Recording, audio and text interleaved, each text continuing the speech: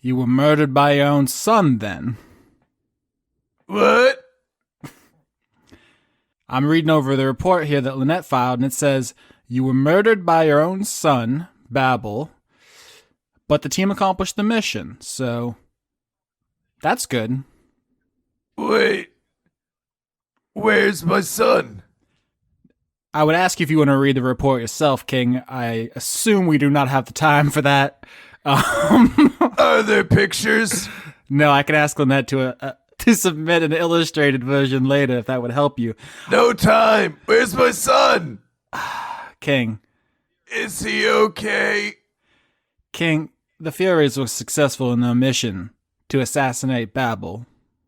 And then that means all of them are gone. To be honest, we don't really know how it works, King. The conduit of Primordium is a mystery, but all of the Babel pieces that were present in the grave of the Leviathans were destroyed. So there really wasn't a way to save my son then, was there? King, I wish I could give you an answer that would help you sleep at night. Unfortunately, I'm just a simple soul trader. I don't have all the answers. I'm not a philosopher. What if you became a god? Excuse me? Well, that's what people say all the time, right? That the gods were really powerful people, and sometimes they could do things that didn't make sense. Maybe I could just, fix something if I was a god. You're not wrong, King. By definition, gods are capable of miracles, and miracles are things which would not ordinarily be possible. So, yes, if you were a god, you would have understanding and wisdom far beyond mortals, such as ourselves, and perhaps you would have access to that. If Anubis was still around, I would ask him. Yeah, but if I was a god, I'd have to fight all the Aethar. That is certainly the political situation in Sigil right now, yeah. Well, no, I mean because of the war. Excuse me? Yeah, there's a war that's gonna be coming. We found out about it from a Norn.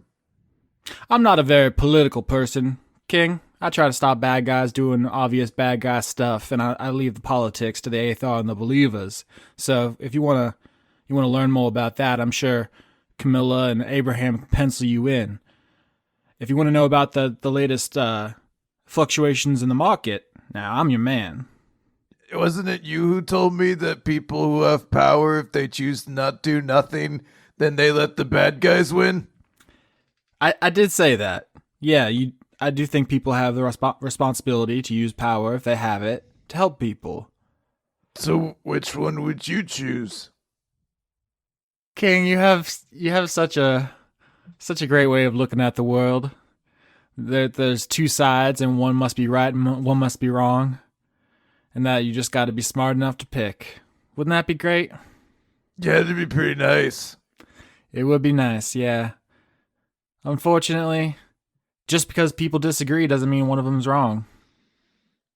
Yeah, I just don't want to hurt any of my friends or lose any more family.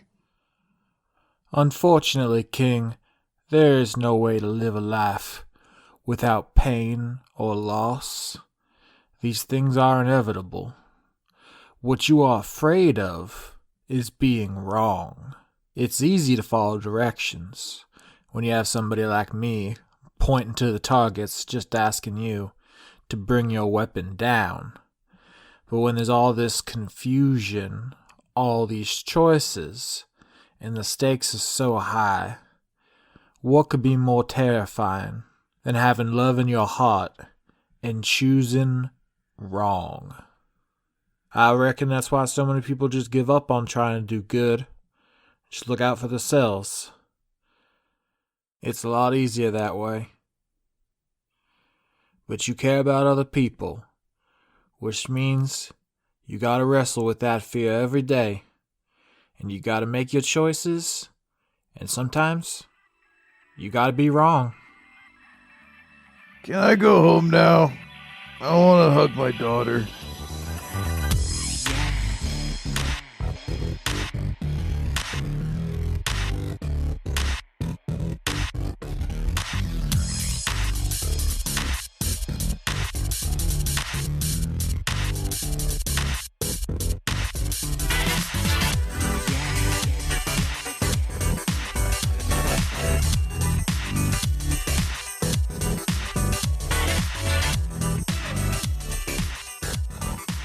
I'd say the party's immediate concern, because there's still a lot of things to be concerned about in the world of Dungeons & Dragons, but your immediate concern is all of you have chaos phage, an extremely deadly disease that Slaw-D carry. So, are you going to do the thing that you did in Season 4 of Dice Funk, where we have to deal with the realities of the terrible medical system and medical insurance and debt? Or do we just get to pop into the free clinic and they'll just clear this right up for us? I called an ambulance one time because I thought I was dying. I wasn't.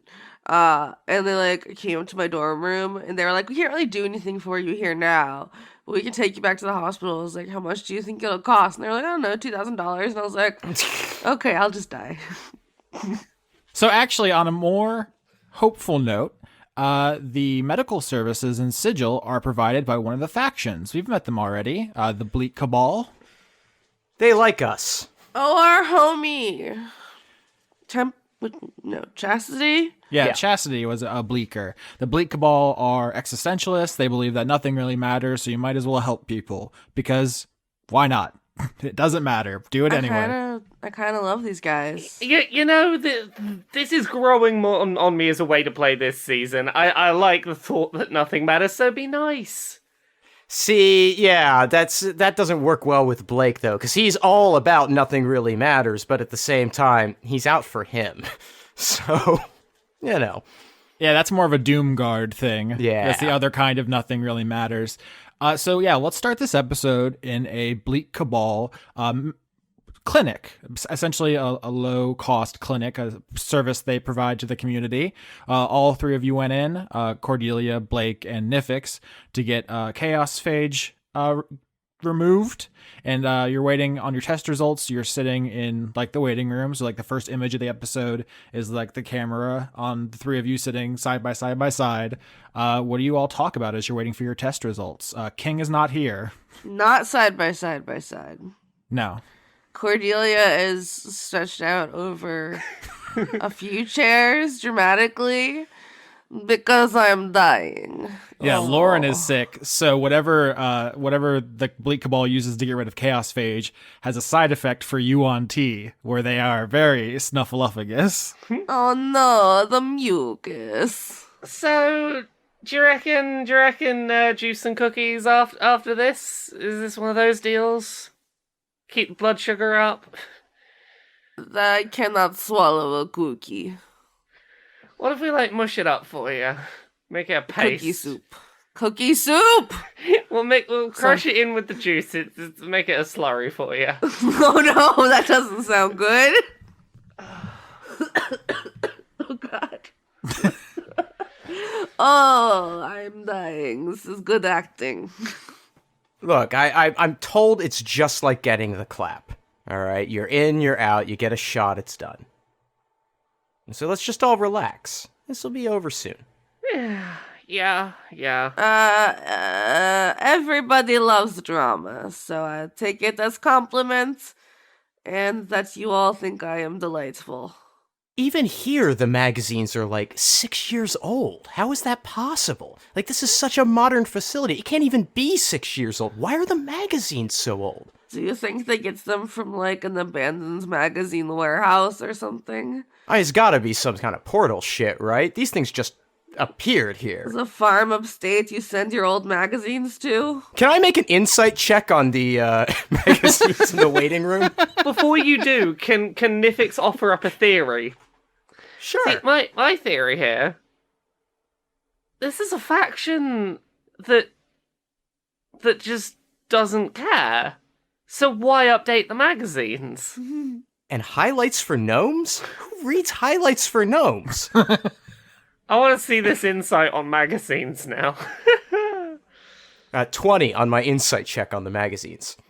Yeah, I think I think Blake, you intuit that maybe this is a part of a partnership the Bleak Cabal has with the Doomguard, because they both believe nothing matters, but the Doomguard is using this connection insidiously to keep all the people who read these magazines in despair. So they have old, out-of-date, boring-ass magazines, so people who come for medical treatment see them and just go, life's not worth it. What's the point? Yeah. Why am I even bothering? Who cares if I die? Are there those little toys where it's the wires and you push the balls around?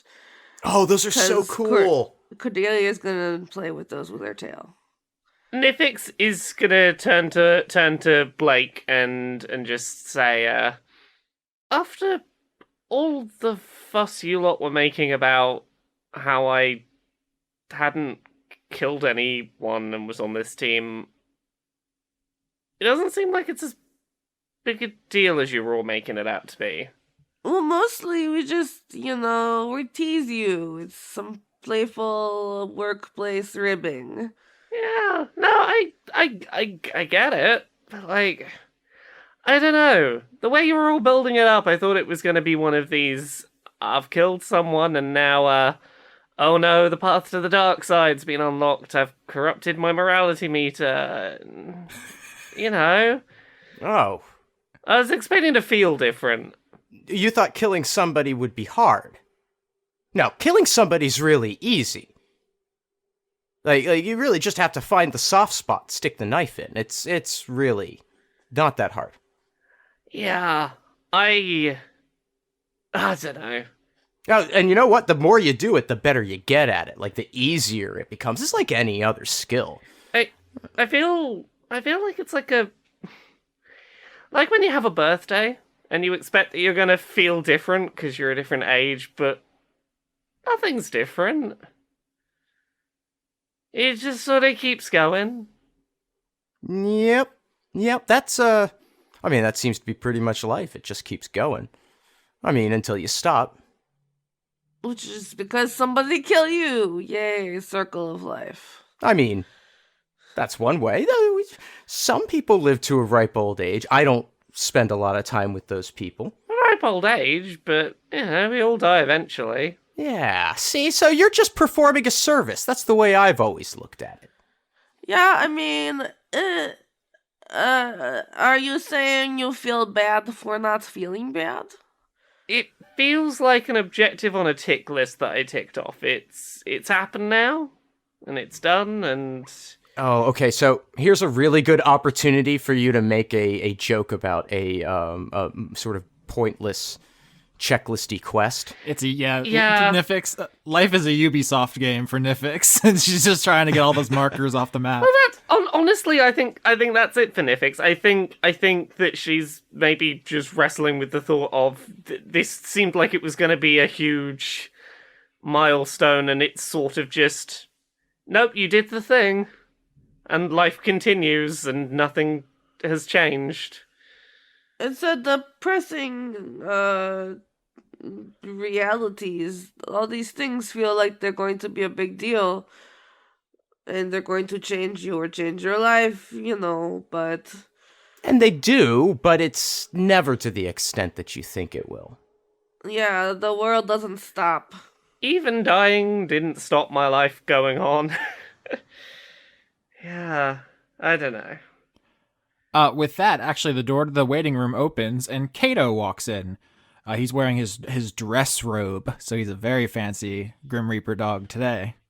Cato! Well, hello there, Furies. I heard you all getting checked up. How's it? You look very mucusy.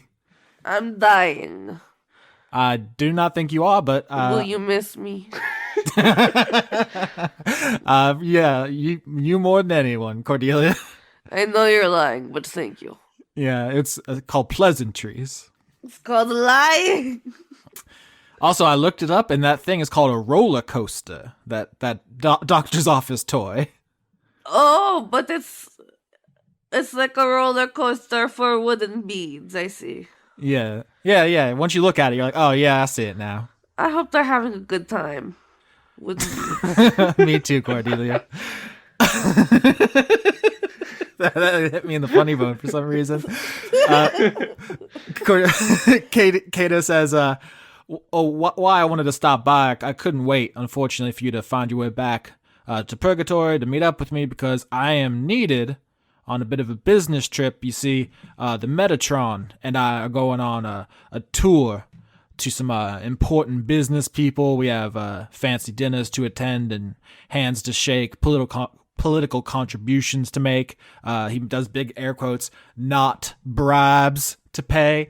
So I'm going to be out of town for a little bit. Am I the boss now? Oh, certainly not. You're too mucusy to be the boss, and for that reason only, I'm not. I'm not letting you be in But I charge. want to be Are you saying boss. is this paid time off? As strange as the concept might seem in this cruel reality, yeah. It's time for the Furies to take a little vacation. And PTO! I'm sorry. Hang on. Can you explain this to me?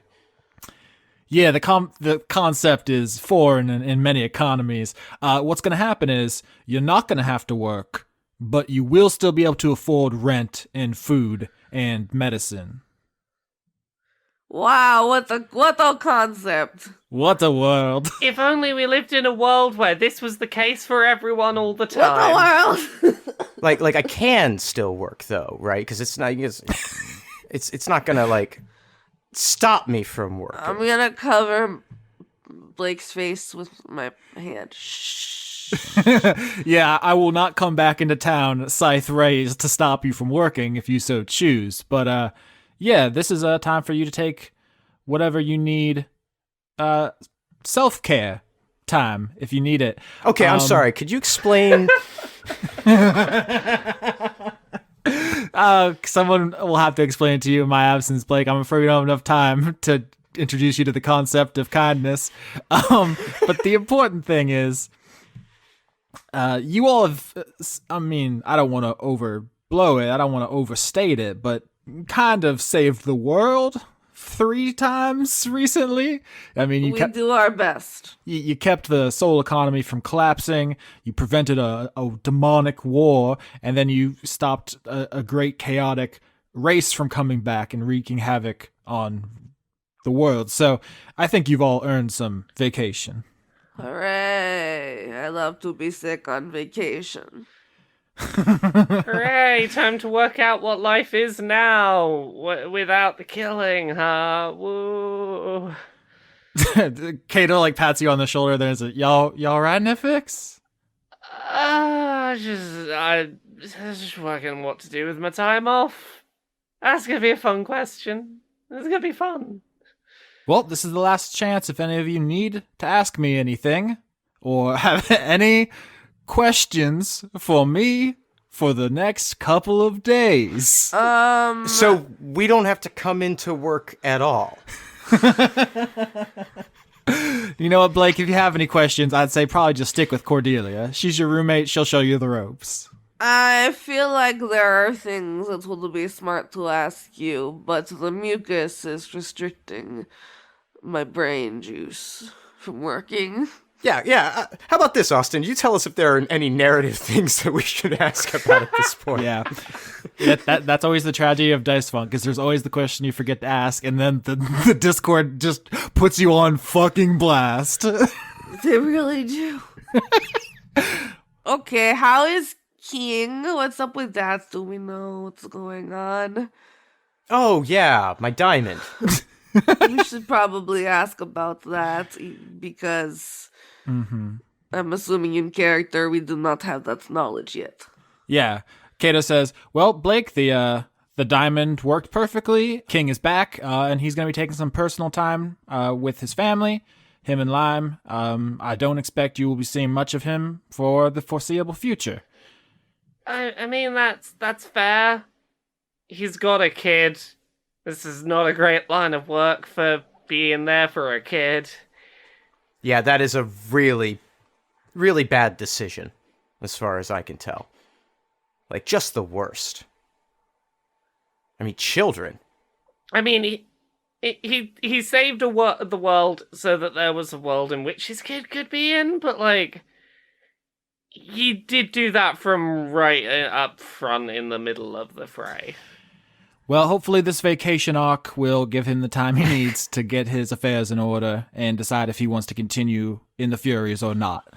What's the vacation arc? It's kind of like a party boat.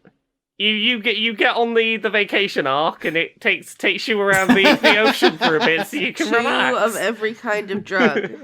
Yeah, so someone's going to open a discotheque across from Hermes and call it the vacation arc, and it's also a boat. I want to go there. But yeah, Cato's leaving. He's gonna go do corrupt businessman stuff, and now the next arc is really about what you as characters want to accomplish in your life. What has killing people for a living done to your priorities and your relationships, and how you're thinking about the factions, which, I mean, a war is coming, so that's something to think about. I love to think about war. I mean, even if tragedy hadn't told you, the only thing that was keeping the factions from going to war was the Lady of Pain, and you three know that it's an imposter. She's not really the Lady of Pain, and as soon as that secret gets out, there will be blood in the streets, because that's the only reason that there's not open warfare right now. Okay, so have we all considered taking up the mantle of making a fake Lady of Pain? I mean, Nifyx has got the sort of goth lady aesthetic going on that, like, she's on the way to being a convincing Lady of Pain. We can just all, like, sit on each other's shoulders and put on a big robe, and then we'll spook people. Well, see, yeah, you're right, because otherwise Nifyx wouldn't have the hype without being on two people's shoulders. See, this is a funny joke, but also in universe, there is a running joke that the Lady of Pain is 3 squirrels in a trench coat with a ring of levitation. That is like a classic Planescape joke, 2 characters in Planescape. I mean, do we have any actual proof she ever even existed? Yeah, I was about to say maybe we should look see what's happened to her, but then I remembered that if you try to find the real Lady of Pain, she'd kill you. Well, if she's gone, if the Lady of Pain's an imposter, then there should be nothing to cause a problem if we were to investigate it. I feel like this is it heavier? Is the witch heavier than a duck situation? Well, see, I feel like this is a case of, if there was a real Lady of Pain, at this point one of us would be dead already, because we've said the words Lady of Pain way too many times. Oh fuck, Woman of Hurt. Yeah. All of your talk about the Lady of Pain, or as you're calling the imposter, the Woman of Hurt, that talk is interrupted by the entrance of a doctor with your test results. Give it to me straight, Doc. Am I dying? Yep, you're dead already, actually. Oh, I knew it. Oh, did you do the thing where you shoot all the little things inside me with the laser to make me better? Will you read me my last rites?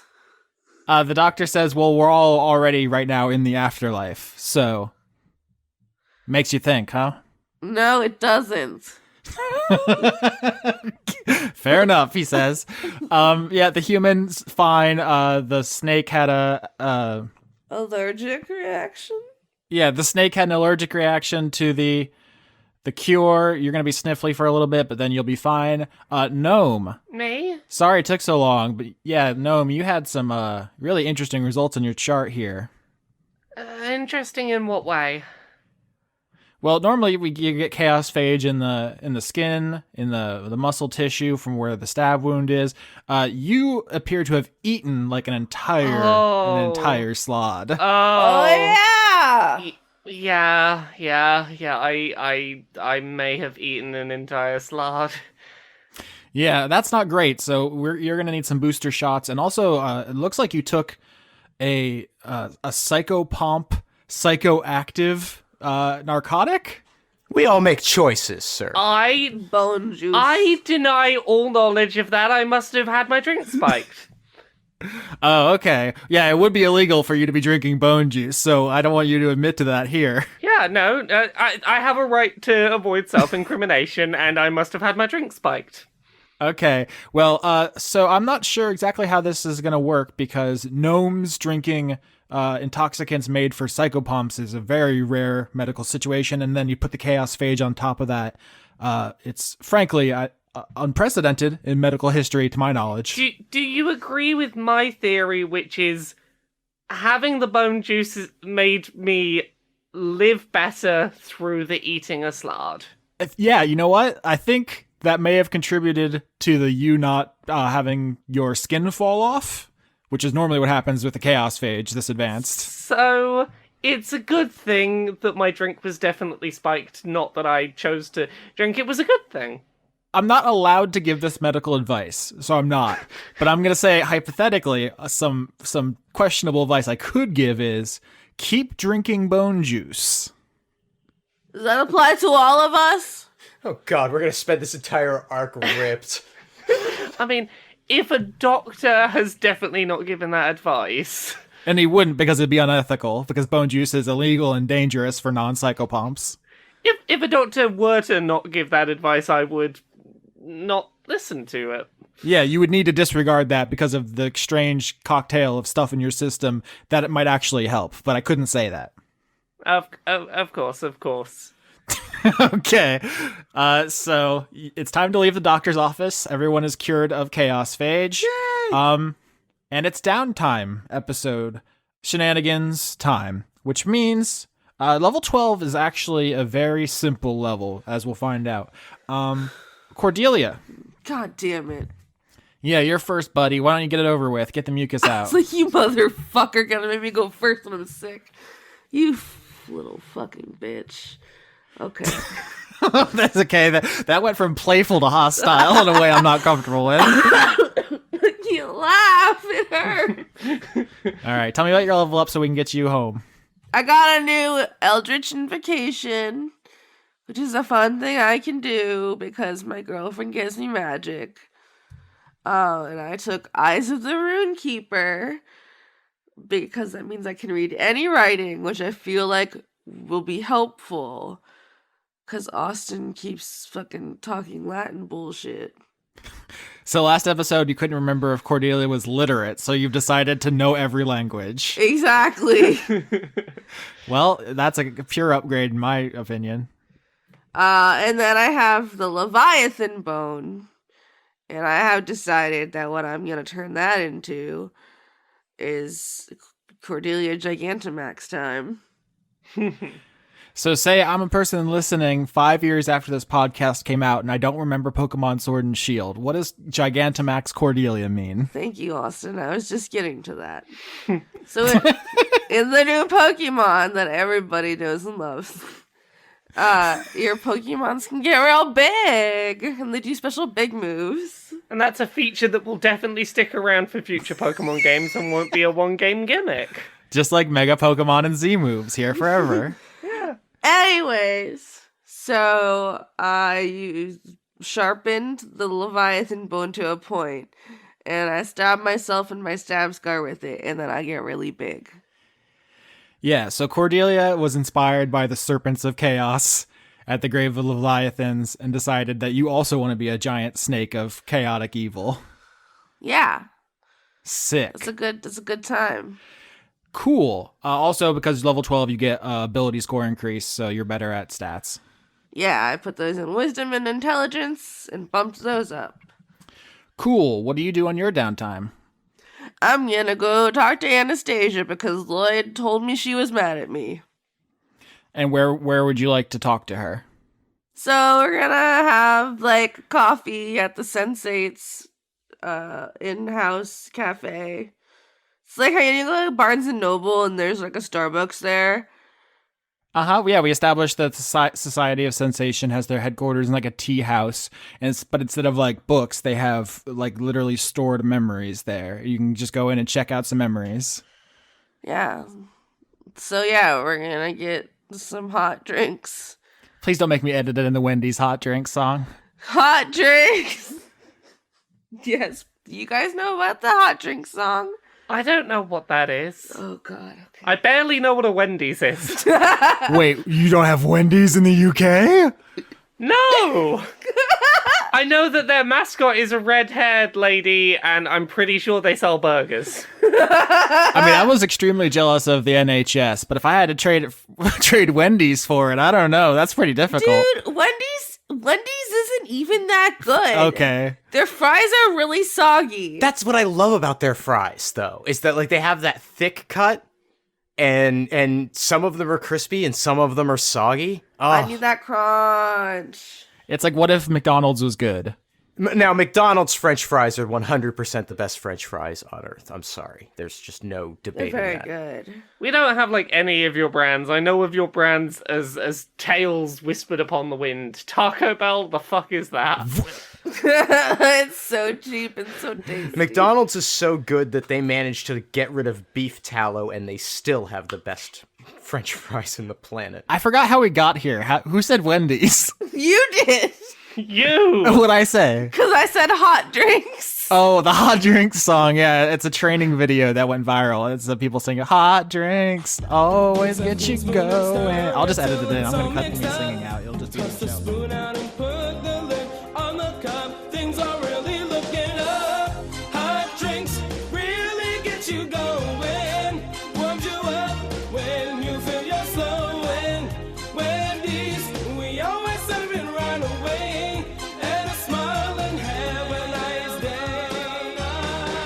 I think it should fade from your singing into it. So Cordelia and Anastasia, the Valkyrie, are in the tea house. What is Anastasia wearing? I think baseball cap, just 2,000 miles of red hair shoved under a baseball cap, and a bulletproof vest And yoga pants.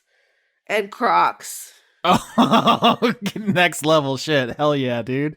So that's what she's doing. She's sipping her hot drink. You're sipping your hot drink. And you're going to fulfill a promise you made to your girlfriend to keep the peace in your polycule.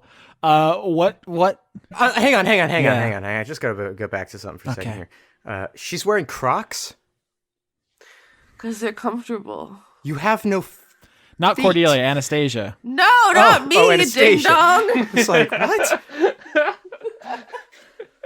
I have one tube-shaped croc. It just hangs out on the end of your tail. Fuck. It's too funny. I'm coughing too hard. You just cut a hole in the end of the croc. It's just like if we wrapped a yoga mat around my tail, that's what that would be. Incredible look, honestly. What memory are you going to submit to the Society of Sensation so your girlfriend won't be mad at you? Ooh, I was thinking I'm going to submit the memory of Blake saving me. From? The Slod? Slod? Yeah, the Finger of Death spell. That guy, yeah. That Babel Prime cast, which was his last spell slot. And with his last of his strength, he tried to murder you. And Blake jumped in front. So tell me about the five senses involved in that scene for you and how it touched your heart. Okay, so as a murderer, and also kind of a bitch, there's not a lot of people out there who would sacrifice themselves for me. Especially a bitch in one croc. In one long croc. Okay. Hold on. Lauren's trying to remember what the five senses are. You fucking... I'm not lucid. Fuck off. What did you taste? I tasted fear. Because I thought I was going to die. Pennies, copper. And it tasted like... I mean, that's a better alternative than the things that were in that scene, like fetuses, for example. Okay, I taste fetuses. No, okay. I taste the fetus juice. Shouldn't have said anything. That's my fault. I fucked up. It's your fault. You did this. I did. I heard, not my roommate, or something like that. It's been a few weeks. It hasn't, but go on. I will kill you. I'm gonna come to your house and cough on your pillows. Hurtful. Okay, so mouth fetuses. I'm sorry. I tasted fetuses. I don't like saying tasted fetuses. I tasted decaying egg. We'll go with that. A decaying egg. I heard Blake say things. I saw like action movie slow-mo. It was like, no, and like the bullets going really slow, but that with magic and Blake. That's 3. What did you smell? Smell rotten eggs. Yeah, the egg's doing a lot of work in this memory. What did you feel? nothing. And I thought I was gonna feel being murdered. And instead, I did not feel being murdered, which felt like relief, which is the thing you can feel physically, because Lauren says so. I mean, it is. Yeah, you don't have to make up any lore about feeling relief. That is an option.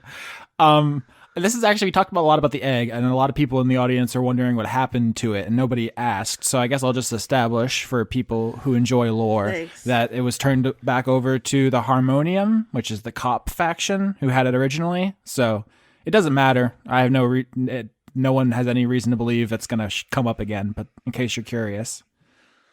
Cops? Yeah. Don't trust cops with anything. Unless you want to try to steal a 2-story tall egg that you have no use for. No, but like handing it over in the first place, that's giving stuff to cops. Yeah, it's rotten, so really the joke's on them. It's gonna make all their shit and totally reek. Yeah, it is. As long as it's gonna stink out their office. Like working at Subway. Yeah. Nice. So you submit the memory of Blake jumping in front of the Finger of Death spell, saving your life and nearly killing him, and you are accepted into the Society of Sensation. Yay, I passed the test. So now let's actually talk about faction rewards, because back in episode, I'm going to say 2, it was relayed to the party that all the real power in the multiverse comes from the factions, and that joining the factions was the way to access power in the setting. And not joining factions, sitting on the fence, gets you nothing. Asking questions about factions loses you power and friends. Yeah, we'll talk about that in a second. But yeah, so the faction stuff so far, Blake obviously hasn't so much as flirted with a faction. Nifyx joined the Aethar like on a trial period, and then got in a fight with Lancelot, which ended that, so you didn't really get much. I mean, the brute she gave you did have bonuses, but you lost them. And then King got the gauntlet for joining the Aethar, but he didn't really join. He's not really committed, so his rewards have been limited so far. But Cordelia, you have joined the Believers of the Source and the Society of Sensation, and your devotion to the Believers' ideology, becoming a god, has actually only gotten stronger. The last episode ended with you saying that you're sacrificing Babel to yourself. Well, the gods lady tells you can be a god, and you're like, yeah, that sounds cool. It's a little different when there's like somebody about to die who's like, wow, you're a god. That kind of clicked into place, you know? Yeah, well, here's your rewards for joining the Society of Sensation. You have access to members-only tea at the tea room, which means so as long as you're a part of the society, you come here for the special fortifying tea, which doesn't actually make you smarter, but it fortifies your intelligence, your ability to access your mental state, your memories, your alertness, your mind, and you're going to get +2 to intelligence. Oh, well, now I have full that. You're at 20 intelligence? Now I am. Are you serious? Yeah. Holy, that's like super genius level. You realize that, right? How can Lauren make that happen in character? You and me both, sister. This is why you gotta play characters that are dumb.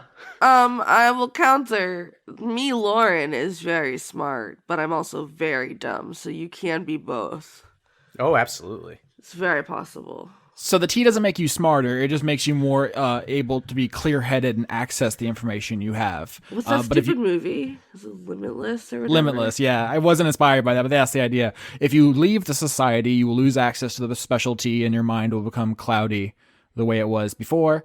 And then for sticking with Believers of the Source, the ring you wear, its bond has grown more powerful with you, and you get an additional Eldritch Invocation. Hell yeah.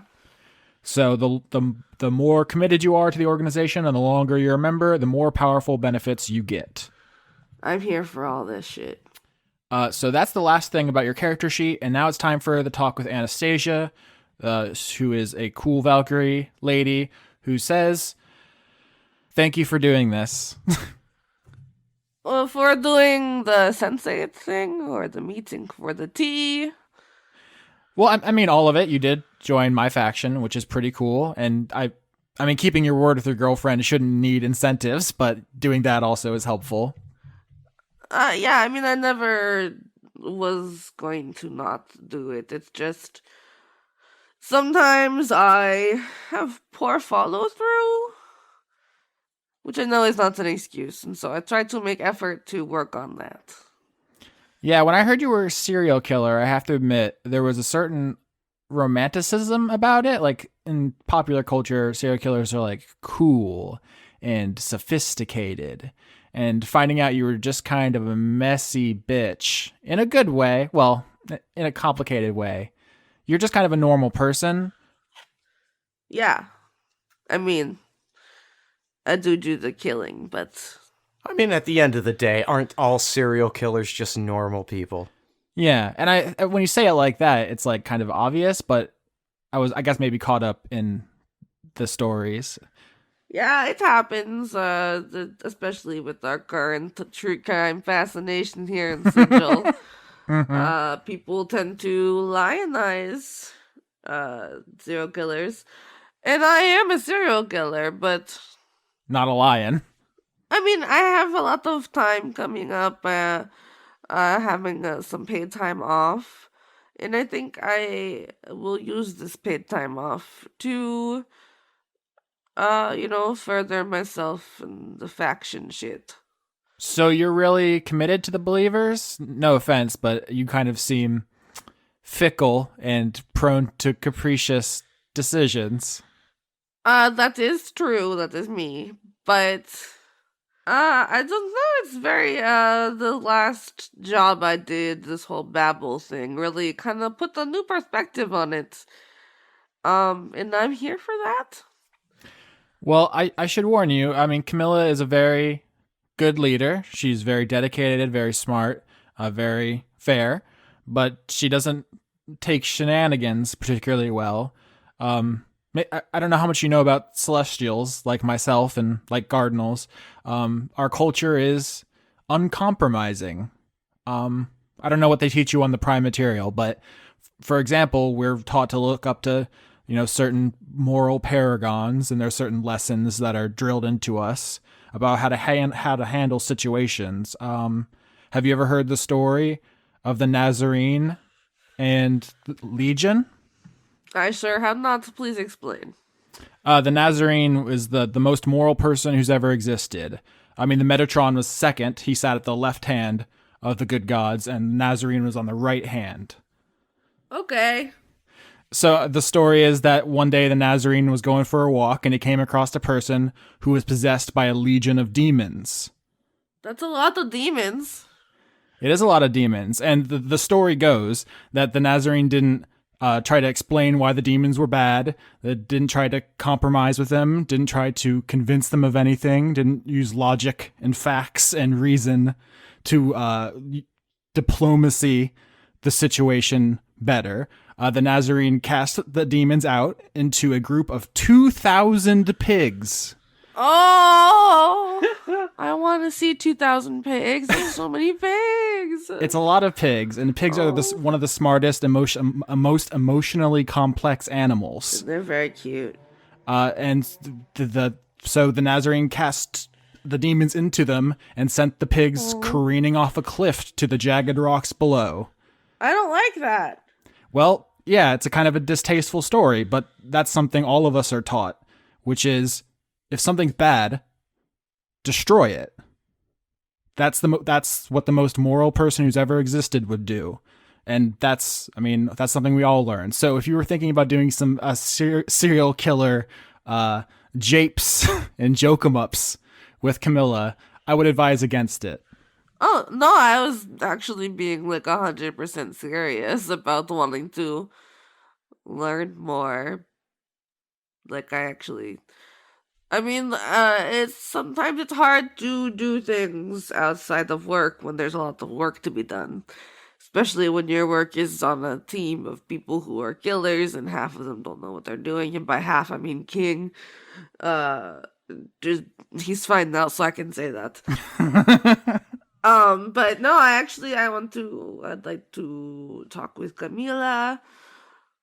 I want to learn more. Maybe I would go to the library, look into this whole primordial serpent thing. I'm glad to hear that. We could always use you down at the foundry. And, initial impressions aside, we did meet because I was shaken awake and then you asked to kill my boss, which was a pretty rough introduction. But if you're serious, then I'm very excited about this. Yeah, I mean, I don't always use tact, but no, I don't do things I don't want to do, so... Yeah, she wouldn't know this, but clearly the thing that Cordelia hates above all else is being told to do things she doesn't want to do in rules. Like, Jean set that up, but then the flashback in the house to the nun is really, really kind of hammered home that if you want to die, the first way to do that is to try to get Cordelia to do something she doesn't want. I don't like to be told what to do. So Nifyx isn't here, but I think out of character, that speech about the way Celestials deal with things they don't like is maybe a missing piece for the Lancelot thing? Yeah.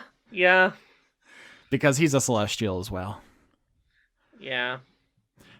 So, next up, I need to know about Blake's level up, and then we're going to transition into Cordelia and Blake's Big Day Out, Part 2.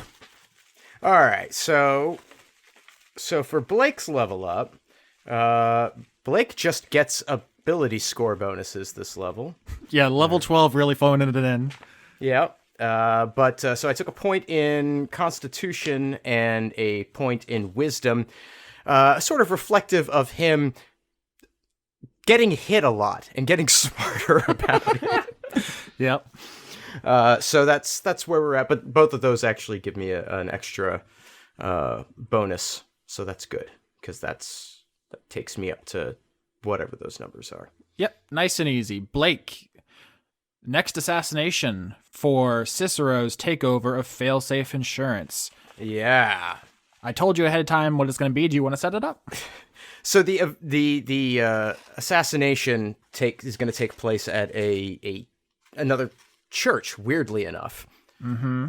This time there's a lot of church things in this season. Isn't that weird? Must be a coincidence. Oh, there's all these church things in this season? It's almost like one of us minored in religion. Weird. So in this, and now you can clarify for me because I wasn't sure. I'm assuming that it's a guest at the funeral that we're eliminating under this circumstance. Yes, this would be the vice president of claims. This is the person whose job it is to tell you that even though you paid for the insurance, for technical reasons, they're not going to cover you. Sorry. Oh, it's going to be so good to kill him. Yeah, that'll be very satisfying. But whose funeral is it?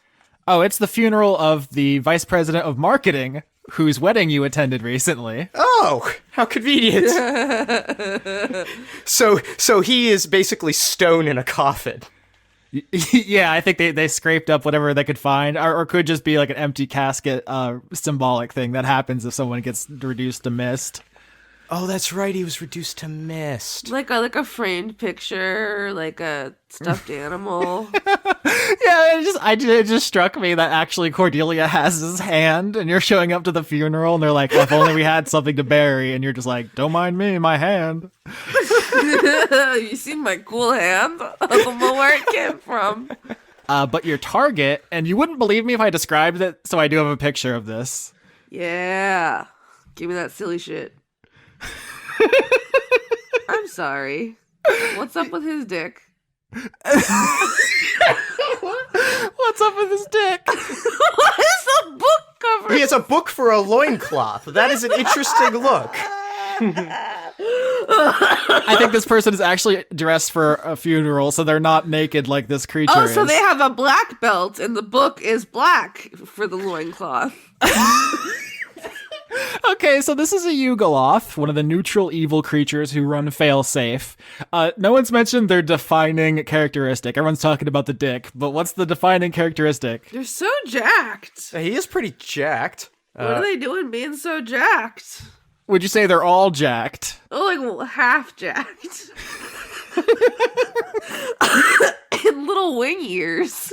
This kind of Yugoloth is called a Yagnoloth, I swear to God. And it's basically humanoid. It has two features that make it distinct. One is that its ears are like bat wings. They have little flaps like the little fucker. like the cover of an Avenged Sevenfold album. And the other feature is they have one tiny arm and an enormous, monstrous arm, like the size of their leg, essentially, that like hangs down to their ankle. So, I mean... Oh, I didn't even notice that. Fuck off. That's... No, I'm serious. And the book loincloth. I didn't catch that. I was so... It's a lot. Transfixed by the book loincloth, yeah. That's really what got... Okay, I looked at this and I was like, bat ears, giant arm, and tiny arm. And it never occurred to me the bat ears, you know, I saw that too. But the giant to tiny arm, like, I see it now. It's really obvious, but yeah, I missed it. I never even considered the dick would be an object of conversation. Look at it, Austin! How could you not consider? Are you kidding? What? Who are you talking with? Look at it! I thought we would all enjoy some jokes about masturbation because it has one giant arm and one tiny arm. Oh, he's half jacked. Yeah, well, look, I mean, clearly his left hand is way too big for that penis. It's not a very big book, honestly. Let's not dick shame the fucking monster. I'm not dick shaming. I'm just pointing out. I wasn't going to, but then Conrad went there, and I had to keep going. Like the right hand tiny arm seems like the one that would be able to get around it. The other But it one's just going to can't completely reach. consume the dog. That arm is too short, Conrad. It is. He won't be able to get even when. Oh my god! So that's the curse of this creature is that it can't wank because the one arm that would be appropriate for wanking with is too short, and the other one is way too large. Could I just say, while this conversation was going on, I deliberately didn't have the tab open to look, and I was like, it can't be this hilarious. I looked at it, it's better than I could have imagined. Yeah. Oh god, We are not unreasonable in this description. No, like, I couldn't have expected anything better than this beautiful mess. This is a real canonical Dungeons and Dragons creature, the Yagnoloth. So Many abs. Oh yeah, he is jacked. Yeah, but his abs are lopsided. He has one big peck. Yes. Okay. So you're at this funeral, Cordelia and Blake. No one remembers you because the only survivor was the Beetle Bride who was in the bathroom. In fact, she's here at this funeral. Tell me what you do to kill this guy. What if while she was distracting, Blake uses his vine whip to just choke the motherfucker out? Yeah, you got Vine Whip from Calliope. Yeah. During the race, so you can use the Conduit of Roots ability just to choke him out. Yeah, his tiny arm isn't strong enough, and his big arm can't reach. Yeah. Okay. All right. So yeah, that's how we'll do it. We'll have Cordelia create the distraction, and then Blake will choke him out with the Thorn Whip, throw him in the coffin, seal it up, and then they'll bury him. Like a bodybuilder trying to get a sticky note off his back. All right, Cordelia, narrate to us your distraction. All right. So. Poor Beetle Bride. Oh man, I'm just gonna really fuck up her day, man. Twice. This is like the My Leg guy from SpongeBob. All right.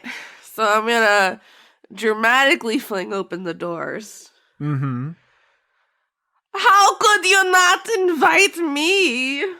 Are you like the evil witch that got snubbed at the baby christening in the fairy tale? To see how could you not bring me?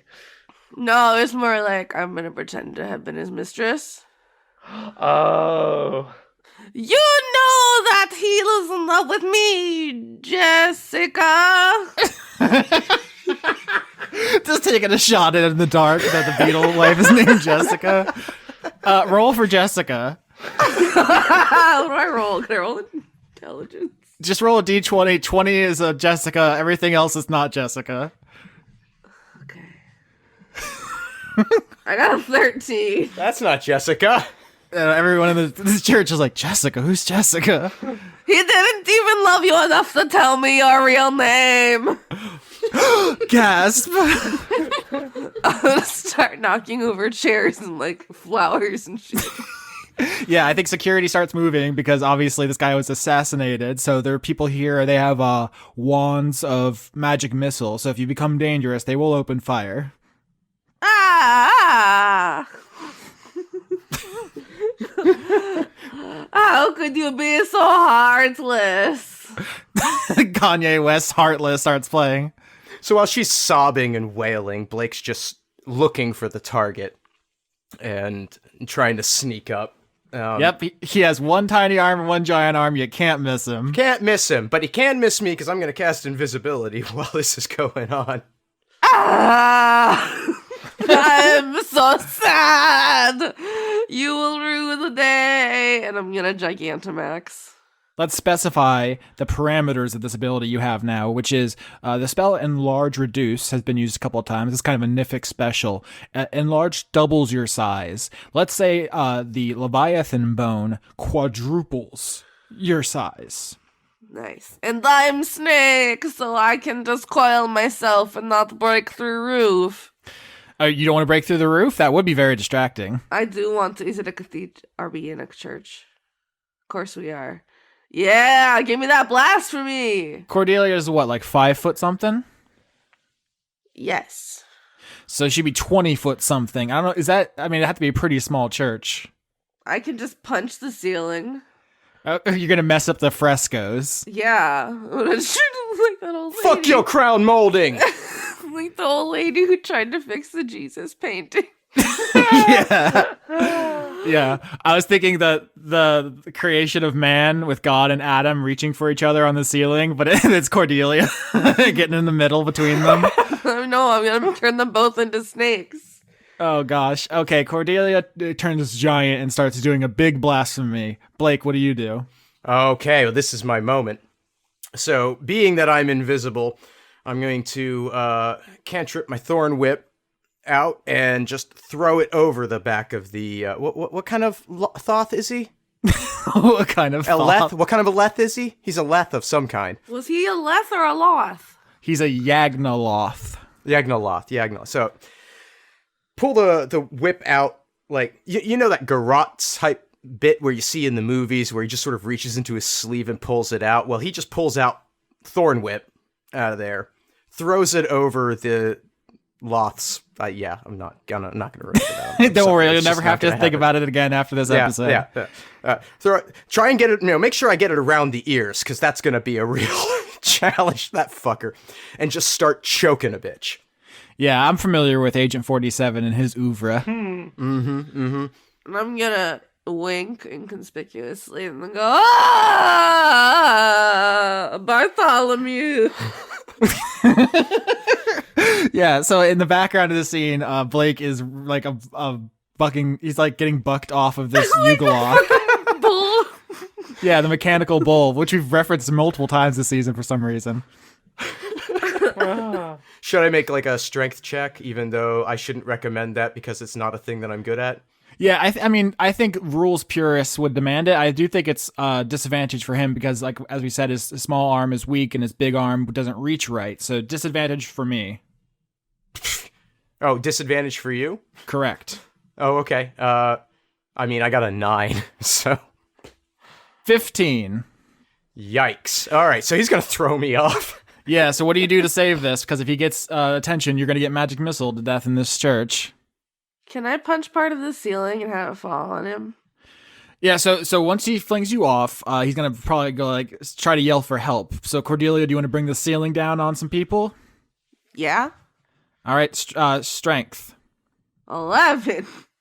Yeah, so that's average. I mean, you're a 20-foot snake lady, and the stained glass of a church is brittle, so you can start raining down mischief and mayhem on people. It isn't enough. Eldritch Blast. It isn't enough to kill the guards that are a threat here, but you can absolutely drown out the sound of this guy yelling for help. Okay. For now. Good, I'll do that. I don't know, my spell save's pretty high, and I can't imagine he's got that much wisdom. I mean, the book over his dick is so small. Right, and he's so big. Okay, so first, magic missiles on Cordelia. That's 8 damage as the first volley hits you. Blake, what do you do? I'm gonna cast Charm Person on the guy to get him to shut up. So he needs to make a Wisdom saving throw, but he has advantage. 22. Son of a bitch! Fuck. So you pull out your coin and you give it a spin, and he just smacks you across the face. You're gonna take 8 damage as he just backhands you and tries to run away. What do? This is basically going back and forth. Cordelia, Blake, and I'm just gonna keep magic missiling you until you solve this. Yep. All right. So I'm gonna pull out that thorn whip again and try to get his legs and pull him out from under him. 9. That's gonna fail. So yep. All right. So I'm gonna just drag him across the floor back to me and jump on his back and. Magic missile. That's 13 on Cordelia. They're just basically doing what the Japanese military does to Godzilla, but with magic missiles. 13 to hit. Damage. Magic missile never misses. That's right. I'm giant. You think your magic missile can stop me? And now I'm Italian again. All right, Blake, you drag the Yargle off. No, fuck, that's a Magic the Gathering card. Yargle. You drag the Yargle. You drag the Yagnoloth across the floor of the church towards the casket, which is right behind you. It's closed respectfully. There's nothing in it because the Beetle Man was dust. Right. He sure was. All right, so I'm gonna tie a quick knot around his legs. It's just something light he'd probably be able to break out of in a minute, but that gives me the minute. And then open the coffin, and I'll try to toss him in. Yeah, I mean, that's I think a strength check. He's very heavy. Do you have any other abilities? Well, I mean, I'm already getting shot out anyways, so since punching the ceiling didn't work, I would like to Eldritch Blast, like a chandelier or something, or like one of the really big Jesus things on the wall. Yeah, so now you're just using artillery against this building. Yeah, I mean, it didn't bend to my will, so now I will make it. Now you're thinking like a god. Yeah. Yeah, you Eldritch Blast the ceiling and you're collapsing this building. It's not going to be salvageable after this event. Take that, Jesus. I thought you were here about being the mistress. Now it's a religious thing. It can be both. Acknowledge my legitimacy as his lover. Fuck you, Jessica. And also, I have some thoughts about the indulgences the church is doing. Let's get fucking Martin Luther up in this bullshit. But also, fuck Jessica. Fuck you, Jessica! Those are the two things Martin Luther is famous for saying. No indulgences. Fuck Jessica. All right. New plan. If we can't get him into the coffin, we're going to get the coffin to him. Drop it on his head. We're just going to push the coffin over onto him. Uh-huh. How heavy is it? Oh, heavy, I'm sure. Yeah, I mean, it's very heavy. So yeah, you push it off and it lands on him open, and then you're going to just try to close it on him. Should roll it up, yeah. Like a burrito. I mean, this makes sense. People will just assume it fell over because the ceiling collapsed. So it's very reasonable. Yeah, so Blake pushes runs around to the other side of the coffin, pushes it over onto the guy who's somewhat bound, and... Magic missile, that's 11 damage for Cordelia as she takes another volley of magic missile. Fuck you, Jessica! I didn't do shit! Okay, so now the Yagnoloth is in the coffin. How do you seal it so he can't get out and nobody can get in to check him? What if you freeze it? That's a possibility. I could Kona cold it at close range. Yeah, so I guess it's a big cone, but if you just put the coin up to the lip of the coffin and you just do a big circle around it. Yeah. Yeah, all right. Well, we'll do that. We'll Kona cold it solid. Okay, so you've sealed the Yagnoloth inside the lead-lined coffin. I guess soundproof, because he's gonna try to kick it or something, probably. Probably. Hopefully he'll suffocate before they figure it out. Plus, if I keep screaming, nobody will hear. Well, but I have a new plan for dealing with the getting out. Yes, please. Literally, what I was gonna ask is how are you getting Cordelia out of here before she gets shot to death? I'm going to cast Seeming.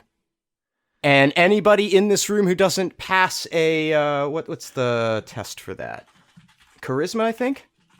Read that to the audience, because I'm guaranteeing you someone heard you say semen and they're very confused. I'm gonna use semen. Listen, we all cast semen sometimes. Hey, have you got a problem? Fix it by casting semen. That usually, in my experience, that makes more problems. So Seeming allows me to change the appearance of any number of creatures that I can see within range, which is everybody in this room. And they're all gonna look like slods. Oh my lord. So anybody who fails a charisma saving throw... Okay, so this is a group of civilians. Their stats are pretty bad. And, this is just the mass anarchy spell. This is literally just the cause a riot spell, huh? It sure is. 10, that's average. That's not gonna clear. No, it's not going to... the level 12 wizard has a higher spell save DC? That's, yeah, I know, right? Weird. Yeah. Okay, so all the people in attendance at the church suddenly see all their friends and family as Sloddy, and Sloddy are notorious for... pretending to be other things. Yeah, A, impersonating people, and B, injecting their tadpoles into people or infecting them with a disease that turns you into them. So regardless, people see Sloddy and immediately start panicking and freaking out, which just makes them seem scarier because then they see a crowd of Sloddy freaking out, which is a terrifying sight. And Blake's gonna look up at Cordelia and be like, just sort of gesture with the thumb, like, hey, time to go. Alright, I'm gonna shrink and just fly through the hole in the ceiling. Because I can fly, so... Yeah, you want to shrink first? You don't think it'd be very funny to just spread your arms wide and just... Okay, I'll fly big. I just didn't think you'd let me. I do like the combination, because now you can turn big and you can fly. Like fucking Falcor. I'm Conrad on my noggin. Oh boy. Alright, so you can only Gigantamax once per long rest, but it was an incredibly valuable skill for locking a insurance vice president inside of a coffin. By the time this Slod riot calms down, he will have suffocated, and then they will quickly bury the coffin just, because you've ruined this church. And well, and it would be disrespectful to do anything else with it. Yeah, I'm sure they don't want to risk trying to stage another elaborate funeral, because clearly the vice presidents of Failsafe are under assault. The first one could have been a fluke, but now it's clear. Yep, something's targeting them. That makes it more fun for next time. And he's very boring. All right, Cordelia, you Falcor out of here with Blake. Do you want to talk to Blake at all about what just happened? Maybe back at the apartment? I feel like this was much more successful than the last one. Well, we played to our strengths. That's it, You're there to be a force of chaos, and I'm there to get the thing done. Problem solved. We just know our roles now. Roommates, Team Murder Alpha. Go. You poor thing. Yeah, and giant Falcor Cordelia is just mucusing all over the city. When should I go? When should I shrink again? I mean, probably when we're out of sight. Well, good job. No, I really appreciate your support on this one. That's solid murder. Went really well. Yeah, valid murder. Everybody, it all came together. Take that, Jessica. Yeah, fuck Jessica. Once again, she survives. Her hatred only grows deeper. I'm telling you, she's the big bad of the season. Fuck, I just sealed my fate. She's gonna show up right there at the end and wreck all our shit. So from the audience perspective, Chris just dropped into the call. Hi, Chris. No, I've been here all along. I've been very quiet. Very contemplative episode for Chris. Paying a close ear to the conversation. So, Confucius once said, a wise man listens more than he speaks. Or it might have been Buddha. I'm not sure. But the idea behind it is someone smart said sometimes you shouldn't talk. Instead, just listen. That's what I did entire episode. Hey, Chris is a committed Confucian with all the wisdom. I actually don't know anything about Confucianism. Is it a real thing? I didn't know there was an actual, is that like a philosophy or a religion? It has elements of both. It's like and all I know about it is filial piety. I should read into it, but then I remembered I tried to read that Marcus Aurelian book or whatever it's called, and got about a chapter, and I was like, "Whew, well, this is for the dogs. This is too dense." And I just read Dostoevsky, so let's. I just googled it and it says Confucianism is a system of thought, variously described as a tradition, a philosophy, a religion, a way of governing, or a way of life. So no one really agrees on what it is. Just like Confucius would want, as that is the root word for confusion, I believe. That can't be true with it being Chinese. It's 100%. I bet I'm not going to look it up, but just take my word for it, guys. If you're on 100 Who Wants to Be a Millionaire, what comes up? What's the root word of Confucius? It's confusion, or confusion to Confucius. It's actually a equal ways kind of street. I don't think They both any of create that's, each other. none of that is accurate. I guess we're here for King's downtime scene and not to interrogate the etymology of the word confusion.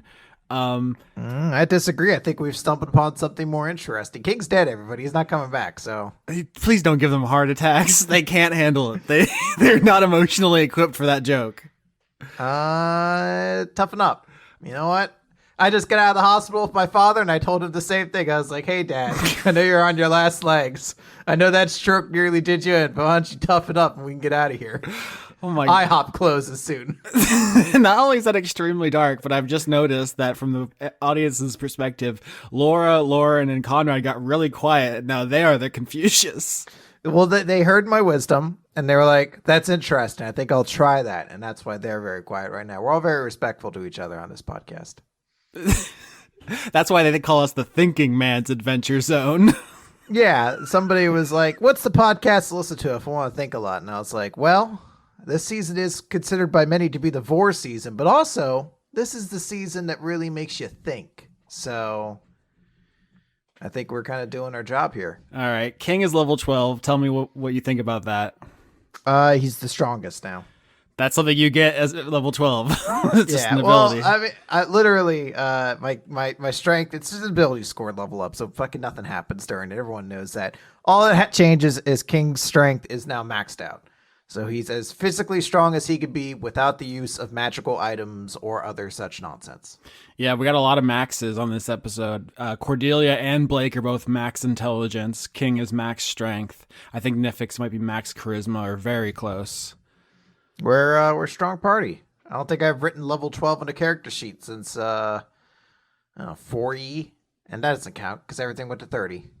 Okay, so what we're actually here to do is talk about what King Badass does on his paid leave from his job. He's been put on medical leave. I mean, everyone's on vacation, but you especially need some rest. Oh, am I on FML? You're on Fuck My Life, yeah. No, that's family and medical leave, my boy. You gotta work in some human resources at some point in your life. I think of it as IR, injured reserve.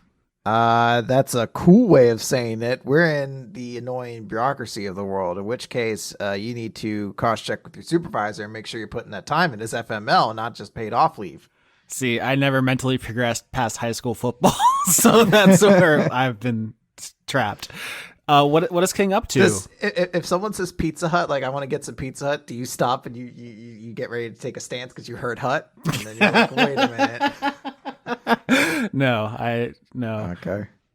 What do you do in my mind? I wish I had a better joke, but you won. Thank you. So what does King do when he's sent home to spend time with his daughter? Well, he's going to spend time with his daughter. That's the big thing. And he wants to take her on, show her all the coolest things in the world. And the world, in the case of the multiverse, being like, wow, there's a lot of places to go. So he wants to take her to a petting zoo. But like going to a regular petting zoo is kind of boring. Why not take her to the greatest petting zoo of all, which is the true neutral plane of afterlife called the Beastlands, where all the petitioner souls are just monsters and animals. Yeah, so it's a neutral good plane where all the souls of animals go, and people who are sufficiently aligned with animals, usually like druids or big nature nerds, who want to become animals after they die. And so it's kind of like is this the furry plane? Yeah, this is where Cardinals are from, neutral good planes. Okay. Ah, there you go.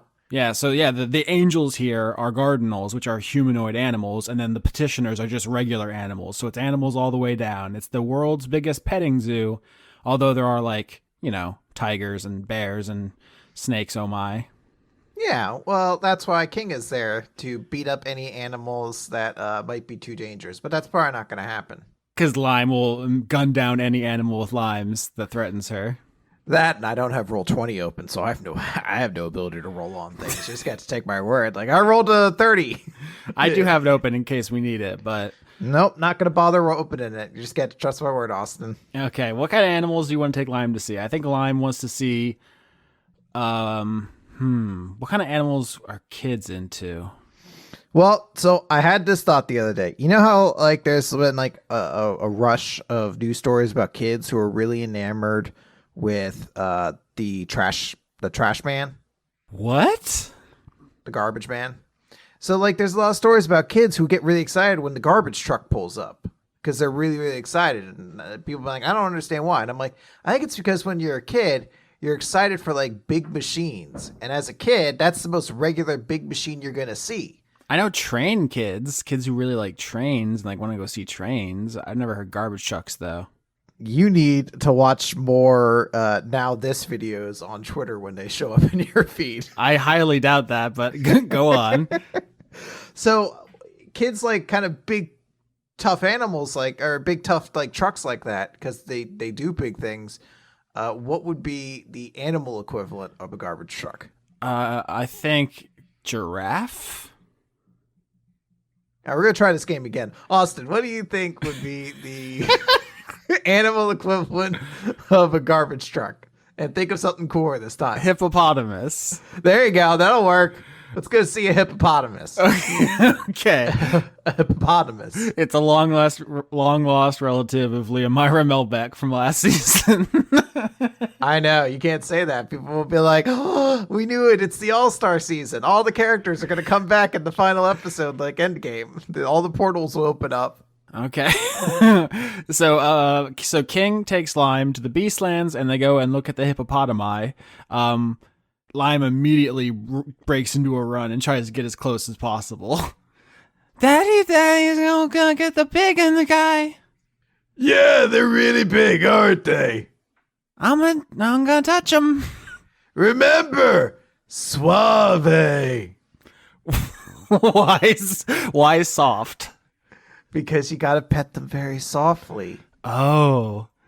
Yeah. That's the way. I'm gonna roll animal handling. What's your animal handling score? I have a +7. No way. Yeah, kings go with animals. Jesus, Benezus. That's a 25. All right. Suave as fuck.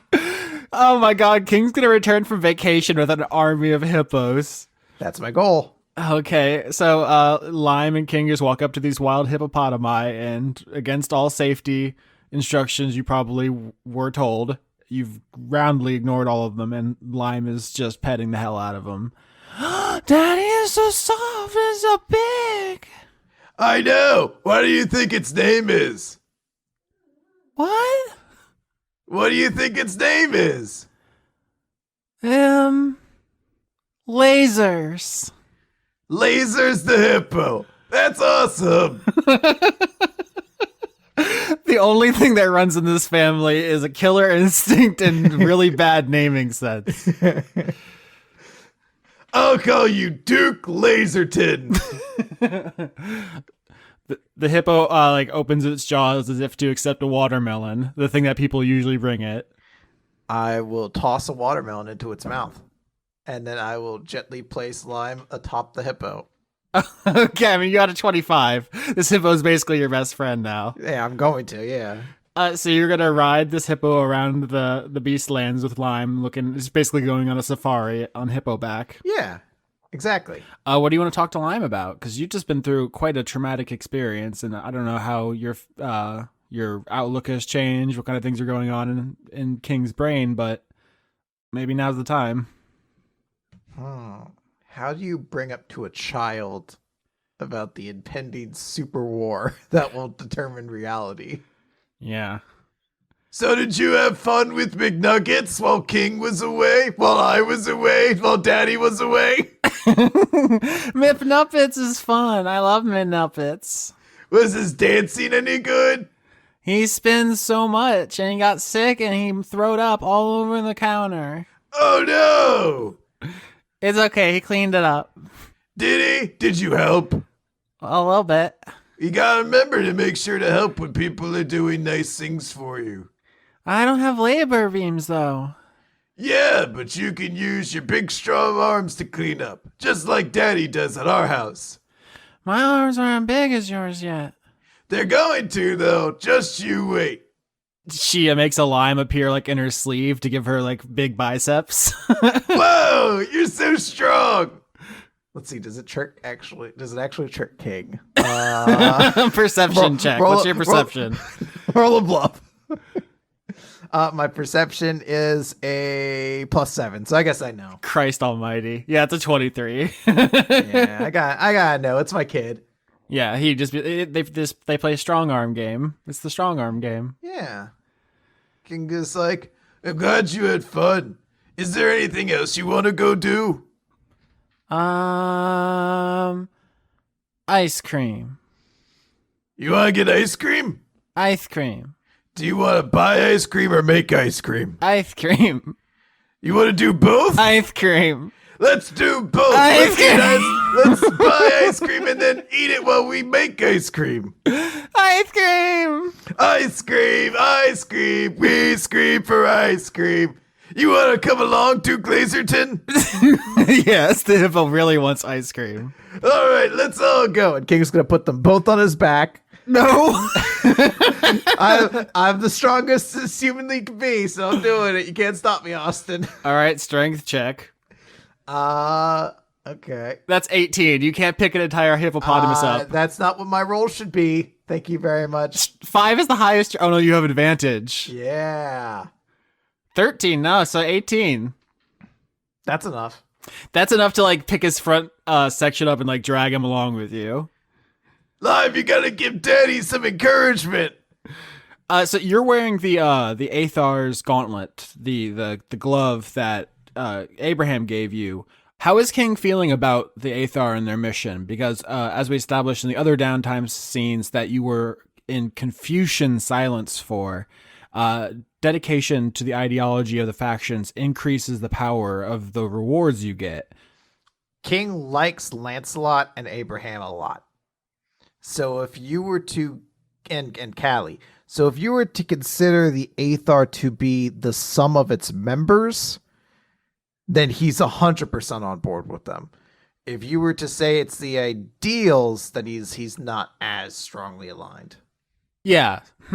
That's an interesting thing about King, is he doesn't really internalize ideology that much. But so what about his, like, let's say his will to stand for them, to fight for them? Like, if it just came down to that, has that grown?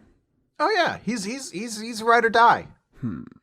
Okay, so I think King gets +1 to all strength related rolls in addition to the advantage on strength checks. Oh my goodness, that's a lot. Yep. I'd said at the beginning, joining the factions is the way to make your characters powerful this season. So that's actually a 19 to carry the hippo. It doesn't get to the 20 I was looking for, but the hippo's coming to ice cream. Okay, that's fine. You know what? That just gives me more of a reason. That gives King more justification and motivation to work out so that he can then pick up Duke Laserton. Okay. Who's going to be living in our backyard now. I really thought this downtime was going to be about King, like, looking at his mortality and trying to decide what he wants to do with his life and how to make a better world for his child, but it's really about you adopting a hippo named Duke Laserton. Yep. I found out, Austin, I told you, I've been mastering the Confucianism style of being quiet and listening, and I've listened to what the audience said, and they don't want drama anymore. They want us every opportunity we have to adopt animals and give them wacky names and send them on adventures. It really is the least controversial thing we do. So I could have King internalize his drama and change who he is as a character, or I could have him pick up this funny animal and take it out for ice cream, and I think the audience is going to make it pretty clear which one they want in this situation. Yeah, so do we just fade out on King Duke Laserton and Lime in an ice cream parlor, or do you have anything else you want to establish about this? What flavor ice cream would King want? Like a snickerdoodle. You know, something a little bit odd, but he understands that different flavors are important. Whereas Lime, bitch all about lime ice cream. That's just where we at. Okay, so no character development from Lime yet. Well, no, I mean, she's 2. Her biggest character development's going to be, losing teeth. Okay, and obviously Duke Laserton, watermelon ice cream. Yeah, obviously. And then they go home, and King teaches her how to make ice cream at home. Well, Duke Laserton destroys your apartment. He's outside, and he's in the very nice backyard we have. Okay, is he playing with the neighborhood kids that you've all invited? You said I was doing that. This is father-daughter time. Oh, okay. Well, they're still going to start showing up because the last thing King said before he was murdered was you and your friends can come over. Oh, those neighborhood kids. Those are fine. I thought you just meant like random family neighbors across the street. Like, whatever. But the Sigil kids, yeah, they're all cool. No, your actual neighbors are all deathly afraid of both you and Lime, probably. Okay. Unjustly, but fair. All right, so finally, Nifyx the gnome, tell me about your level up. Oh, me, hello. I'm awake. I didn't fall asleep or anything. So level 12, not the most exciting of level ups, as we have stated. I get some extra HP, I get some ability score increases, my charisma is now 20. Woo! My constitution has also gone up, so that's 10 now. And that's it! That's all I get for a level up. Simple and easy. I do have a couple of notes here. The first is, I think we need to talk about your alignment. Yeah, I feel like that needs to happen. During the last arc, there was, I would say, an escalating series of events which raised this question. To quickly recap, the first event, I would say, aligning yourself with the Doom Guard. I say aligning and not joining because you're not ideologically committed necessarily, but you did side with tragedy in that sequence, which is questionable. The second thing I would say would be when you threatened Dido, who is an unarmed civilian, you said, hey, we're a team that kills people. Tell us what we want to know or else, which it's read like a death threat to me. And she doesn't have any weapons. She doesn't have any class levels. She's just a sheep lady. That seemed kind of harsh for a chaotic good character. And then finally, there was the murder of the newborn New York Slod, who quickly became a fan favorite, I would say. I will say on that one, I wasn't sure how canonical this this New York speaking talking Slod was, but I mean, it's great. Everything's open for interpretation. That is fair. I think when, as a player, there was a certain degree of, this is an exaggeration for, oops, no, apparently I canonically killed a wisecracking character. But yeah, I mean, it could have gone either way, but I think it's more interesting if that was like literal in the moment there. I mean, I read, this is going to sound like an exaggeration, but hundreds of messages about that exchange, people having different theories about why she did it and how genuine the Slod was. Yeah, like, I've seen a lot of that, and like, that is the one that I want to say, like, for me as a player at least, I did not take that as a literal thing that was happening when making that choice for what the character was doing. Like, for me, that was Nifyx acting on crime of passion feels like the right phrase. The sort of just acting on emotion and responding in kind, as opposed to making a conscious choice to go, I'm going to murder this talking baby. Like I said, I think it was an escalating series of events over a deliberately difficult and grueling arc. Like the length of it Yeah. was deliberate. It was about grinding down your resources into a kind of a hopeless feeling. And the way it played out, I feel like was a really strong way for Nifyx to act. And the ambiguity and the moral grayness is much more interesting than just saying, "Oh no, Chris was joking. It don't care about that." I think it's way more interesting if the question of whether or not you should have done that is open. I get the moral ambiguity. I just think it's... I saw a lot of people reading things into my player choice that I didn't intend or necessarily realize were implications of that choice. But I think regardless, I think Nifyx... Yeah, Nifyx definitely no longer... Chaotic good is where she started on the campaign, and I think that was right for her at the start, but that definitely doesn't feel right for where she is at now. All right, so what do you think in alignment wise now? Alignments in Dice Funk are not like binding blood pacts. It's just kind of an indication. It's a tool for thinking about things. So don't feel like you have to make a life or death decision. What are you thinking for alignment though? I feel like the chaotic part of the spectrum is still feels right for where she's at. I feel like chaotic neutral feels like a step in the right direction, and perhaps we'll see where things go from there. I mean, I think it's incredibly appropriate that of all arcs, the Slod arc would make you chaotic neutral. In a way, they kind of infected you. Yeah, that... I think Nifyx's response at the end there with killing that Babby Slard was at least in part giving that Slard about the response that it probably would have given any of us, which was act on impulse and do some murder. So yeah. It's open to interpretation what kind of character the New York Slod would have been. It could have gone a bunch of different ways, but because of the escalating series of choices and difficulties Nifyx was put through, she made a choice. Chaotic neutral feels right. And the last question I have before you talk about your downtime is how do you feel about the Doom Guard and nihilism more generally? Are you closer to feeling committed to that because there are bonuses associated because you have a Doom Guard item, the Ori, O-R-I, your ore that can control water and shoot disintegration rays will get powered up the more you devote yourself to nihilism. I feel like there is a conversation that needs to happen with them and Nifyx that is going to happen, but I think the way that this downtime scene plays out is going to probably be a big factor in how much Nifyx goes down that road of nihilism. Okay, so we'll leave that in the notes here. We're not going to lock anything in yet. Tell us about your downtime, Nifyx the Gnome. Yeah, so as has been the case with the last few times we've had downtimes, Nifyx is trying to finish off this whole Who Killed Me quest.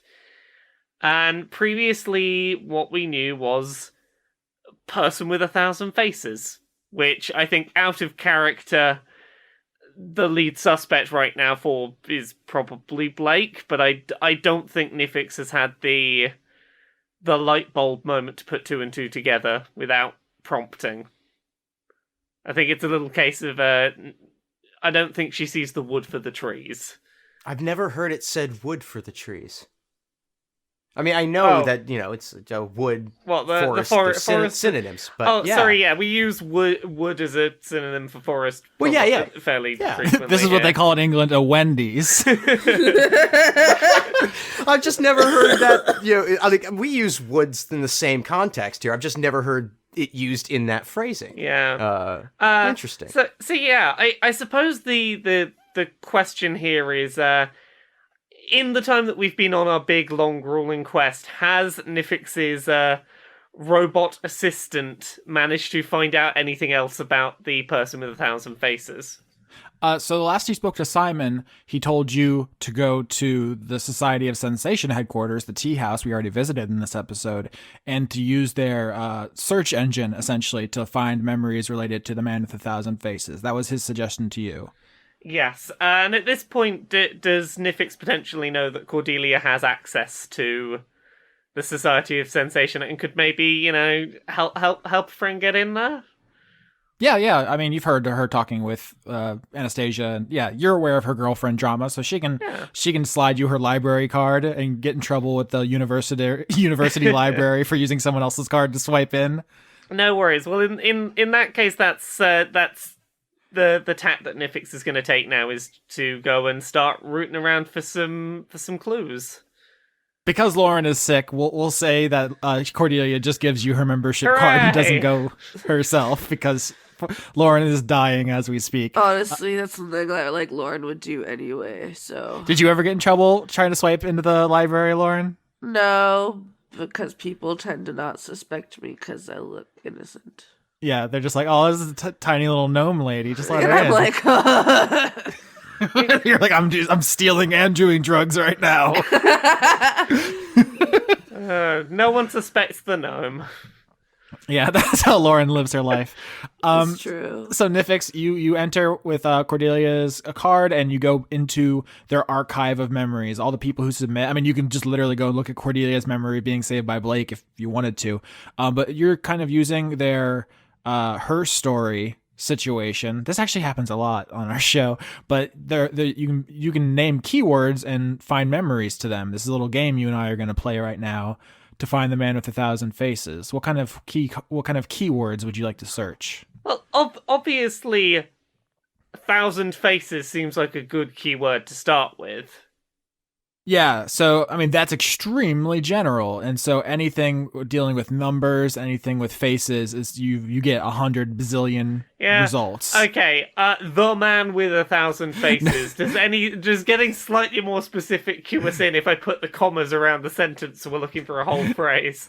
No, that's very funny. But no, I'm not being an asshole about it. I'm saying that this name, which was given to the killer, and it's not necessarily the killer's name or anything, is not actually helpful. Unseen killer. As long as people have existed, there have been unseen killers. Yeah, not helpful. I would think more specifically, or you want to do maybe an intelligence check? 12. A little above average. Yeah, that's not great. I would say you're trying to find your killer. So with just an average check, maybe you'd look up things related to yourself. Yeah, that was gonna be my next suggestion. Was like, by coincidence, does anyone in the Society of Sensation happen to have a memory of the tournament that was going on the day I died? Did someone witness my murder and go, "Oh, that was a thing I experienced"? I think that could be interesting. There's some people who saw you die and were traumatized by it, so they went to the Society of Sensation to have that memory extracted. Like, literally, they just didn't want to remember seeing someone die, and so they got that removed. God, that sounds great. Yeah, it's kind of, that's like one of the services here, is be like, I don't want to remember that anymore, that sucked. Yeah. But in your Nifyx search, I think you find one that piques your interest, which is from the perspective of someone here. They're just named Hector, and you see a memory from their perspective, which is them conducting your autopsy. Huh. They wanted to forget this for some reason. You see like your own dead body, kind of upsetting. That's a lot. You see the person whose memory this is. You see their hands, which are very spiky. You don't know what kind of species this is, but its skin is like armored, and they have tons of spines, like a porcupine, but all over their hands. Very strange. And they're doing the autopsy. They're cutting you open, checking stuff. And you've probably looked up your own autopsy report, and death cause unknown, big mystery. But after this autopsy is wrapping up, you're just watching it because that's something you found, and you're just looking for clues. And as far as you know, you're not a medical expert. It seems pretty normal up until the end, where this person whose name in the memory is labeled Hector, they cut your head off.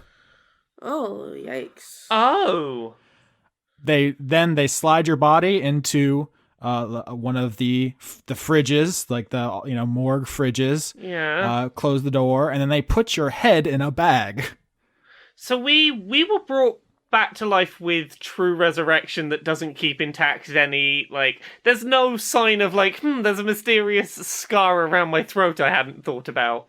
You get a whole new body when that happens, so... Yeah. Yeah, true resurrection gives you an entirely new body. That's why a lot of people were like, is King going to come back weird because of the Slod infection? And it's completely unrelated. True resurrection, you just speak someone's name and they appear completely free of any injuries, diseases, curses. It's like nothing bad ever happened to them. That's what happened to all of you. So whatever happened to any of your bodies, for that matter. I mean, King was killed by the Lady of Pain the first time, which meant he was flayed. And he's fine, so no reason to think there's any relation to you now, Nifyx. But when you died, the person conducting the autopsy cut your head off and seemed to keep it. That's weird. Decapitations? Assassinations? Any identity on this Hector? Sudden thoughts about where to proceed? Yeah, you want to roll history to know more. Yeah. Do you want to know more? Press 1. I don't know if I want to know more, but I feel like I need to know more. That's a 12 again. Yeah, not great. You don't know much except that autopsies in Sigil are conducted in the mortuary, which is the headquarters of a faction called the Dustmen. Ooh. Yay, Dustmen! The Dustmen are the most important thing in the video game Planescape Torment. The game both begins and ends in the mortuary. Okay. Can I go and investigate there? Because that seems like maybe a big avenue. Yeah, with a 12, I'm trying to think how much to tell you about the Dustmen. The Dustmen believe that everyone's already dead. And the other important thing to people's everyday life is they deal with the dead bodies and refuse and trash. They're like the trash men. They pick up the garbage in Sigil. They conduct autopsies and actually funerals. You already probably fucked up a Dustman function in the church. But also they are responsible for maintaining an army of zombies that do manual labor. Yeah. So if you're walking around Sigil and you see zombies like fixing the cobblestone streets, that's the Dustmen. Okay, so Nifyx wants to... Basically, Nifyx's plan of attack right now is go and bluff that you have a meeting booked with Hector and talk your way into a room with them so that you can go, hey... Give me my head. The fuck happened with my head? Yeah, so Nifyx, you leave the tea house and you go to the mortuary. It's enormous. This is where all the bodies in Sigil go, and Sigil is, I mean, like I said, like the New York of Dungeons and Dragons. This mortuary is like Madison Square Garden. It's comically large for a mortuary. And there are guards outside, and when you approach, they hold their hands up and they say, "You don't look like a dust man." Oh no. I've got a meeting with Hector. He's one of the Dustmen. We need to deal with a situation that has arisen about burial permits. I'm here from the council. I just need to have a meeting with Hector. Yeah, deception. I'm good at that in theory. Please give me an okay roll to support that bonus. 25. Yikes on bikes. That's very Wow. good. Yeah. Dang, I was hoping this would be harder. With a 25, one of them says, "Oh, damn, Jerry, not the council. I don't want to get in trouble with the council. Go on in, miss." Nifyx makes sure to turn her branded gamer hoodie inside out as to look, more official as she walks in. So you venture deep into the mortuary, which is as drab and gothic a building as you've ever been in. Everything's dusty, and it's staffed mostly by zombies. The zombies are the janitors. The zombies are the maintenance men. You've never seen so many zombies in your life. And if you were breaking in here, which I was kind of hoping you would have to do, they would attack you, and there'd be a big fight. And just let me throw away all this planning. It's fine. I'm sorry. I can pick a fight if you'd like, Austin. No, it's fine. So you go deeper into the mortuary. Let's see here. How about investigation? Investigation? Yeah, sure. You don't actually know where Hector is. 14. That's okay. I'd say you wander around more than you're comfortable with. Yeah. You eventually find the body storage by alphabetical. So there's like an A wing, a B wing, a C wing. Nifyx, you don't have a last name, so I guess they just file it under your mononym N. Do you have a secret last name? Nifyx has a secret last name. What is it? I ain't telling. Oh, I hate not knowing things. Nifyx secretly has a last name, and it's really lame. Like the kind of lame last name that if you were streaming games on the internet, you wouldn't want anyone to know because you just seem really lame. Butts. Yeah. Zimmerman, no, I get it. Yeah. Butts. You both got it in one. Simultaneously, you somehow both got it. So Nifyx, you find the section which is alphabetical with your embarrassing last name, and you go there and you find a creature doing autopsies. Does this look like Hector? Tell me if this picture I've posted looks like the thing I described. That looks like the thing that was described, I would say. Ew, I don't like it. Tell me about it. Ugly. Rude. It looks like the traditional D&D vision of a goblin if you stretched out all of its limbs and covered it in porcupine spikes. Interesting that you said goblin, because this is a devil, which are the lawful evil species. So this was Plus, we all know that goblins are delightful. Yeah, goblins. Everyone loves goblins. Here, this is a pro-goblin podcast. But so this is the opposite of demons. I don't think you've seen a devil this season so far. This is the lawful kind, but yeah, it's covered head to toe, every part of its body with barbs, because this is a barbed devil. That's the kind of creature this is. And this barbed devil, I think wearing like hospital scrubs because they're professional, is chopping up bodies and writing down notes because they work here. They're a dustman, dust folk, and that this is their job, working in the mortuary. Okay. Nifyx is just going to confidently walk up and go, any chance you're Hector? Yep, that's me. What can I do you for? Hey, so... Funny thing, you've got my Yeah, head. I'm gonna need you to have a look at my face for, like, just a second. Do you remember cutting this off? Because I died a little while back, and you dealt with my body, and I suppose you might not remember this because you left it at the society for getting rid of your memories, but apparently you chopped off my head, and that is a thing that you didn't put with the rest of my body, and I'm curious about. If I cut off your head, what are you doing here? Death is a funny thing. Not super permanent, it turns out. You've not answered my question, though. Why are you cutting off heads? It's my job. Lady, look. Well, cutting off heads of people who are already dead and not storing them with the body is your job. Well, not that part strictly, no, but I mean, I'm a dust man. I cut up bodies. Yeah, but what did you do with my head? Now, I know you think you want the answer to that question, but trust me, you don't. Look, if it was a sex thing, just tell me now so we can get this over with. Was it a sex thing? Oh my god. I'm a devil, not a pervert. Come on. Okay, then why did you take my head? I think you should go home. You're gonna get hurt asking questions like this. Newsflash, I already got murdered. I don't know what I have left to lose at this point. Being back alive ain't great. If I die again, whatever. I really don't care. Why did you take my head? Wow, that nihilism really kicking in.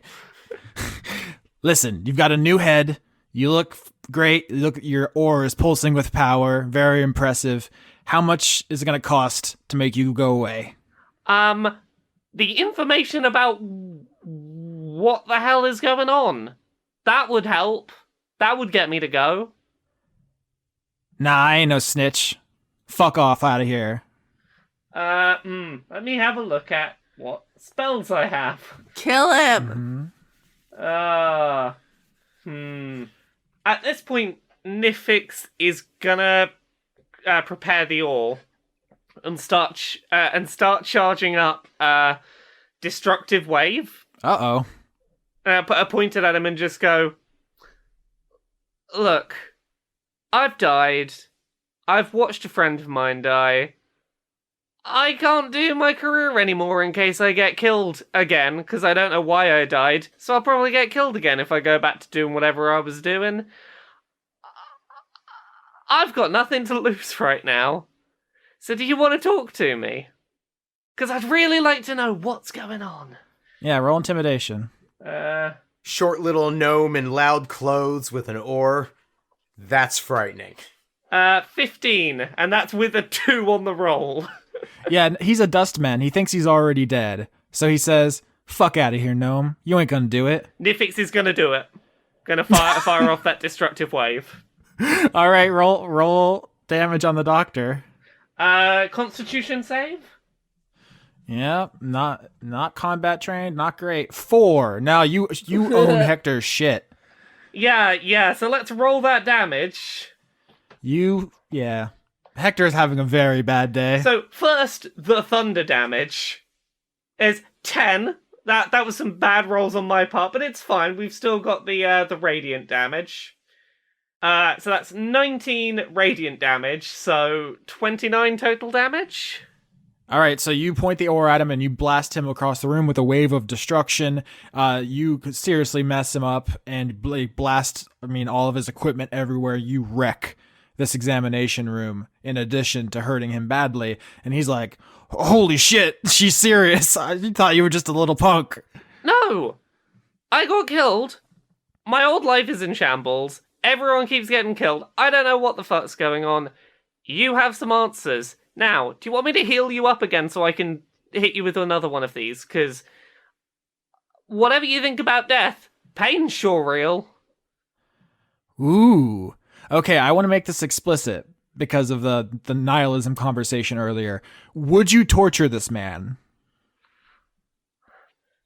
Do it. Lauren, I hope that picked up. Do it. And you're chaotic neutral right now. I just want to... Do it. Worth it. Do it. Yeah. I think that at this point, I think Nifyx would. I think that this is someone who did something weird to her body after she died and is hiding secrets about it, and she's just pissed off. He did steal your head, and I feel like... And as the conversation at the start of the episode made clear, apparently it's fine. It's just fine. It's fine. All of this is fine. What does it matter?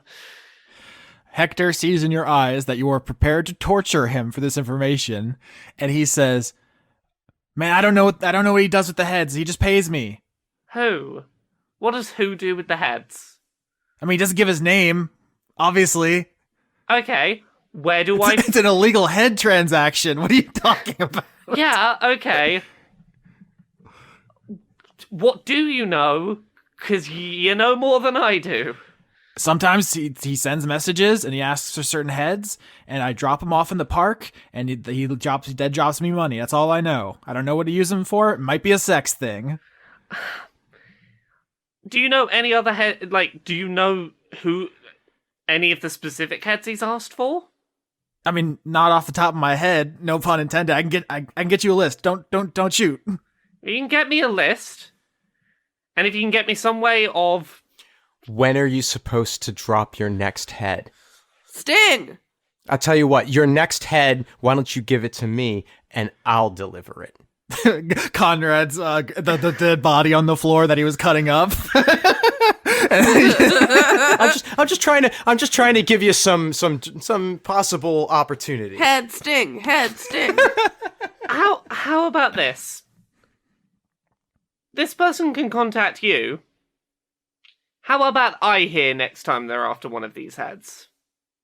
Yeah, I'll get you a list, and I'll tell you what you want. Just let me clean up. I'll meet you in the park.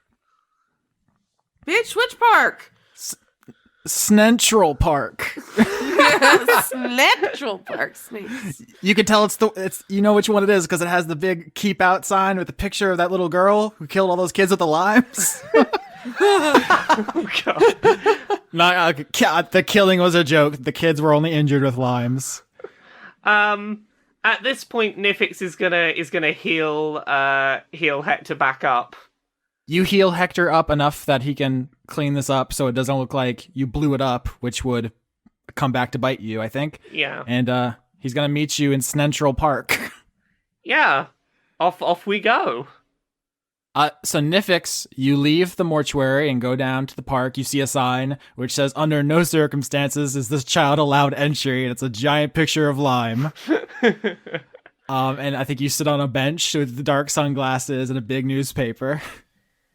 While Nifyx sits on the bench waiting for Hector to show up, she's gonna take another swig of that prescription bone juice just to keep on top of everything. Keep her in the aggression is no big deal zone so that she doesn't chicken out. So you sit down on this bench and you're waiting for Hector to show up with the lists and to help you conduct a sting. When someone sits down next to you. Okay, who sits down next to me? It's that guy. It's Cicero. Hey. It sure is. It's the Ultraloth Cicero. Squidward. It's like, what if Squidward didn't have a mouth or a nose? And he was your boss. Yeah, if he was Blake's old boss, who sits down next to you and says, "Hello, Nifyx. Can I help you? It's not me. You need to help. Come again? You had 3 chances. Jean the Demon Queen, Tragedy the Norn, and Babel the Slod. I get what you're saying. This is literally the worst time you could ask. Yes, that does make it more dramatic, doesn't it? Yeah. Do you wanna go? Like, there are 2 others you could go chat to right now. You signed the contract. My conduit enforces the letter of the law by magic. You won't see Blake signing no fucking contracts. That's all I'm saying. Yeah. well, you did agree to kill the vice presidents of Failsafe, and oral contracts are enforceable. Did I agree to anything? That's a different arrangement. I agreed to do it in exchange for service. So, I don't hold up my end. He doesn't pay out his end. I'm not so worried about that. Yeah. Cordelia, you made a deal with him, but then it was, you both held up your ends and it ended. So. Oh, that's nice. You gave him the heavenly silver, if you'll recall, for help 2 times. Okay. Nifyx turns to him and just says, "Look, this is a bad time. Where does that leave me right now? Just put it on the table." The Yocklaw has filed for anticipatory repudiation. This is a bank holiday, so the paperwork hasn't cleared yet. But tomorrow morning, the contract will be satisfied and liquidated damages will be assessed. I'm guessing that means my soul going that way. Exactly. You will be liquidated, and your soul will be forfeited to the Yocklaw. You say I've got till tomorrow morning? This is your last chance. Obtain a great soul, or you will die. You have 12 hours. Oh, yes.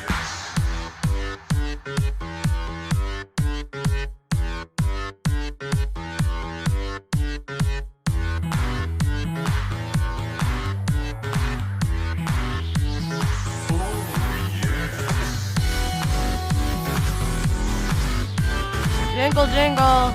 It's December. That's the December bells. Jingle, jingle. You know what that means.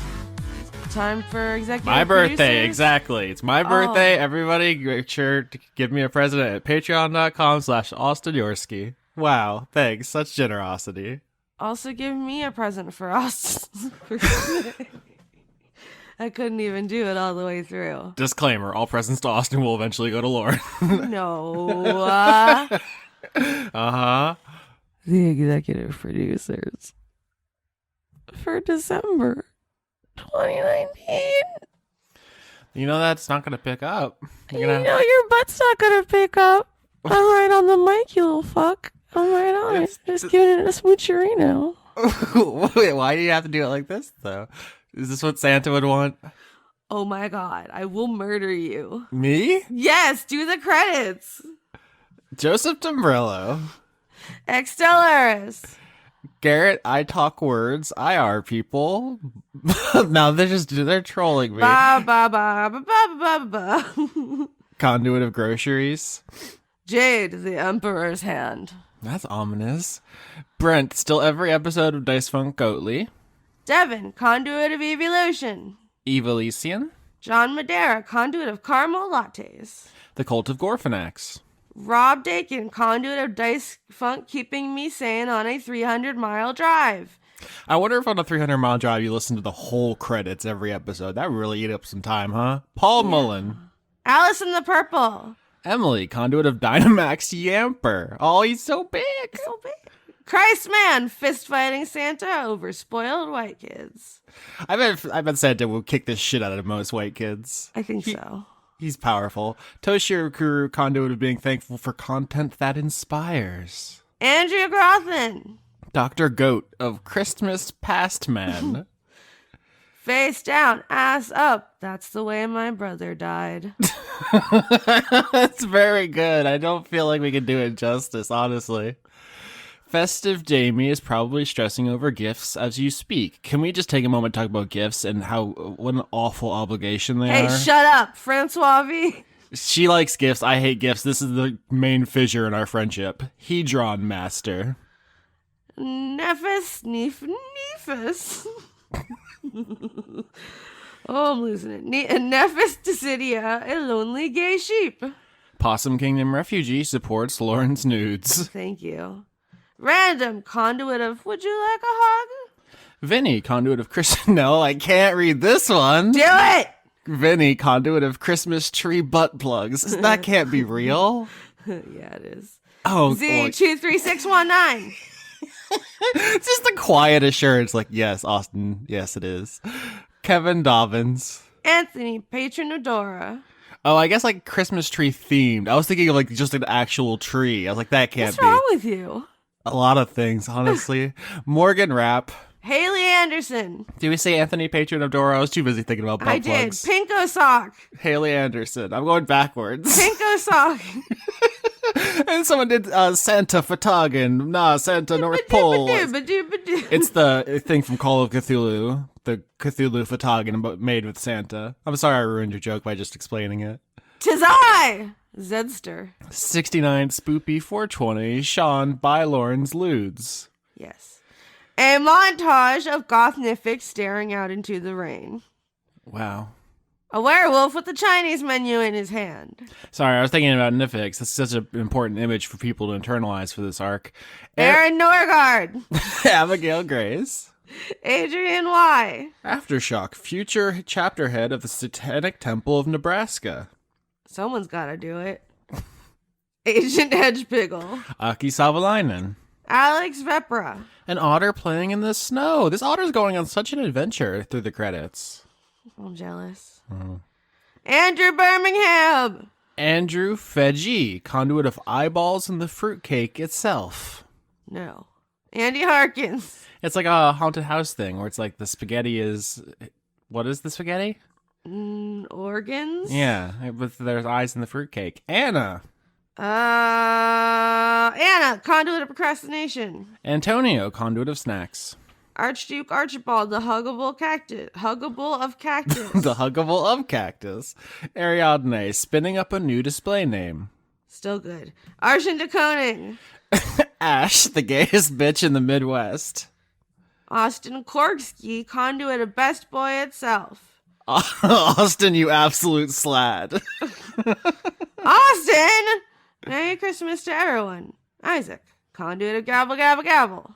There's going to be a lot of Christmas cheer, and I just want to reiterate, presents are bad, and I don't like them. Becky Choosdale, property of Janiac. BJ, conduit of miniature giant space hamsters. B-Ray Echo. Echo. Before we continue, I gotta say, I got tiny, slimy nips. Why are they slimy? I don't know. They added it they added that in to hurt me. Big challenges. Big Time Getty Lee, member of Big Time Rush. I get it. Blackstone Morgan. Blue 6. Bones or bonus. Brady, conduit of spooky, scary skeletons.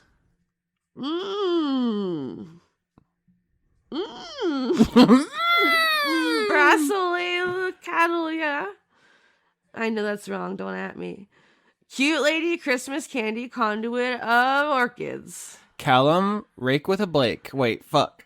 Turner. Cameron Abbas. Someone should throw Blake in a lake and say Blake in the lake. I don't think he'd like it. No. Candace, listen to Dice Funk Starling. Cara Dwayne, conduit of crushing on Austin in a respectful, non-horny way. Being not horny is the greatest gift you can give me. Everyone out there. Just for Christmas this year, don't be horny.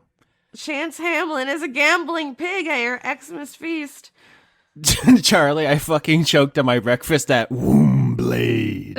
Chocolate. I just want to say, Chance Hamlin, thank you for inspiring my one shot with your name sounding like a gambling pig. Was that it? I remember. Yeah, that's what I was like. Gambling pig. I can go somewhere with this. Yeah, I remember it was basically just a stream of consciousness word association, but that's funny. Chastity Jeans.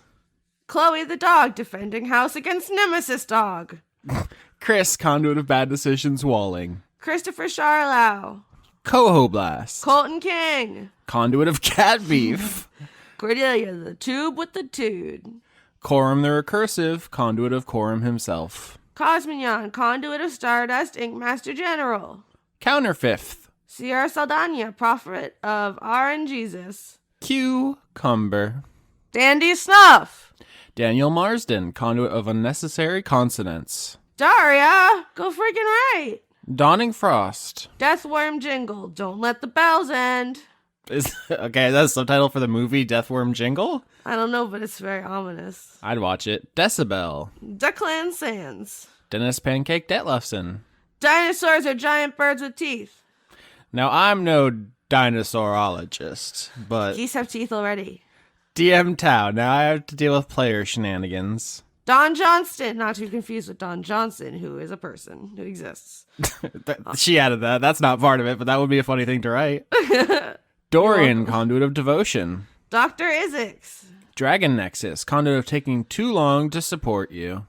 Dylan and Rillin, the dog, listening on a lazy Sunday morning. Also, dishes. Dylan, conduit of snake pants. Ebrand, if you kill the first Patreon, then we all die. That's good. Hold on, can I go back to snake pants for a second? Are those pants that snakes wear, or are they pants made out of snake skin? I feel like pants for snakes would just be like a tube. It's just a tube. They don't have legs. Speaking of, if you kill the first patron, we all die. I was playing a video game recently where there's a character who's obsessed with killing the first vampire, so all vampires die, and the joke is that they're ridiculous and stupid. And I was like, lol, it's Lauren. Ecorin! Elder dog. Elderly goose summoned the untitled goose. Now it's ruining Christmas. Help! Eleanor Nonante sees Periton, horned vampire lady with depression. Aline, fuck, I'm not ready for 2020 yet, oh gods. No one's ready. Elizabeth Jackalope. Elusive Lily. Emma, happy holidays from me and Moose. All I want for Christmas is to know what Moose is. We get a Christmas card in the mail, and it's Emma. Question mark. And then it's Emma and the animal that's like blocked by a bunch of presents in front. We can't see it. Diego Fendon. Erwin Lelagadek. Fair Majesty Empress Quinn offers far warmest Yuletide greetings. Florian H. Francois Arsenal. Frank Sands. Ginger beers. Grapefruit juice. Graffiti, conduit of rhetorical penis art. Can you roll for penis, please? Half-Thor Grunders. Nope, do the accent. Half-Thor Grunders and first of his name born a friar and brimstone redeemed. Happy holidays from Arachnival and the Silk Matron. Praise the web. Praise the web. Harbinger of the coming furry invasion. Harley the Floral Lyra Cat. Harrison Andrew. Harry, Dice Funk the best allies. Hats off to Botswana, the musical extravaganza. I don't know if that's a real thing. I probably should look it up, but I'm not going to. Hey guys, it's Ashley. I read ahead. He's a good Brent, dogs. His dick's smaller than my toes. I'd rather ride Squidward nose. That's Cupcake, right? I don't know, but it seems like, I mean, the audience hasn't heard the episode yet where you dick shame a monster for like 20 minutes. Oh, I did do that. Tell me later if I'm correct, and that's a lyric from the song by Cupcake. Anyways, ho ho holy ho ho holy ho ho holy ho ho holy ho ho holy ho ho holy yeah. Oh wow, you actually did the whole thing. Yeah, I imagine that's the angel from the first episode wearing a nice Santa hat, and I enjoy him. Yeah, horny for drama. How do I make friends? Regards, conduit of social faux pas. I'm tired of doing this every month. Just read the rest of the names. Is that you, Lauren? Yes. Did you sign up to troll this? I'm trapped in an emotionally draining job. Send dick jokes. What would an emotionally draining dog even be? Just wants too many pets? No, that doesn't exist. Ingmar Grimmen. It's just Squid Cap this month. Nothing here. No, wait. Nothing more. Nothing less. It's your boy H.P. Lovecraft back with the fish people. Jaden. James Neely. Janiac is wishing everyone a merry unicorn dance party. Now, knowing Janiac, merry unicorn dance party could be a euphemism, so let's all be careful out there. Jaspel, the magical Christmas badger. J. Logan, conduit of queerness, mage of life. Jayish Wizard, the Wizard of J. Jealous goddess cosplay. Jen. Jenny Colby. Just Veggie, conduit of veggies. That's how you were saying it. Jingle Yams. Joanna the Wrench Witch. John Kerry. John Potts. John Barnett. John, you didn't finish. There was a hyphen. I was giving it a pause, and then you jumped in. John Barnett, conduit of pillows. My voice is going. A second. John, conduit of subpar joke names. Josie, recused vengeance paladin on the holidays. Christmas with Bigfoot. That's like a baby shoes never worn. It's just Christmas with Bigfoot. I feel like it's really hard to buy presents for Bigfoot because he's too big. Crocs. Julian Phillips, conduit of Kaizen. Just a Jester. Justin Berthiesel. Caster UK. Kate, conduit of holiday-themed regret.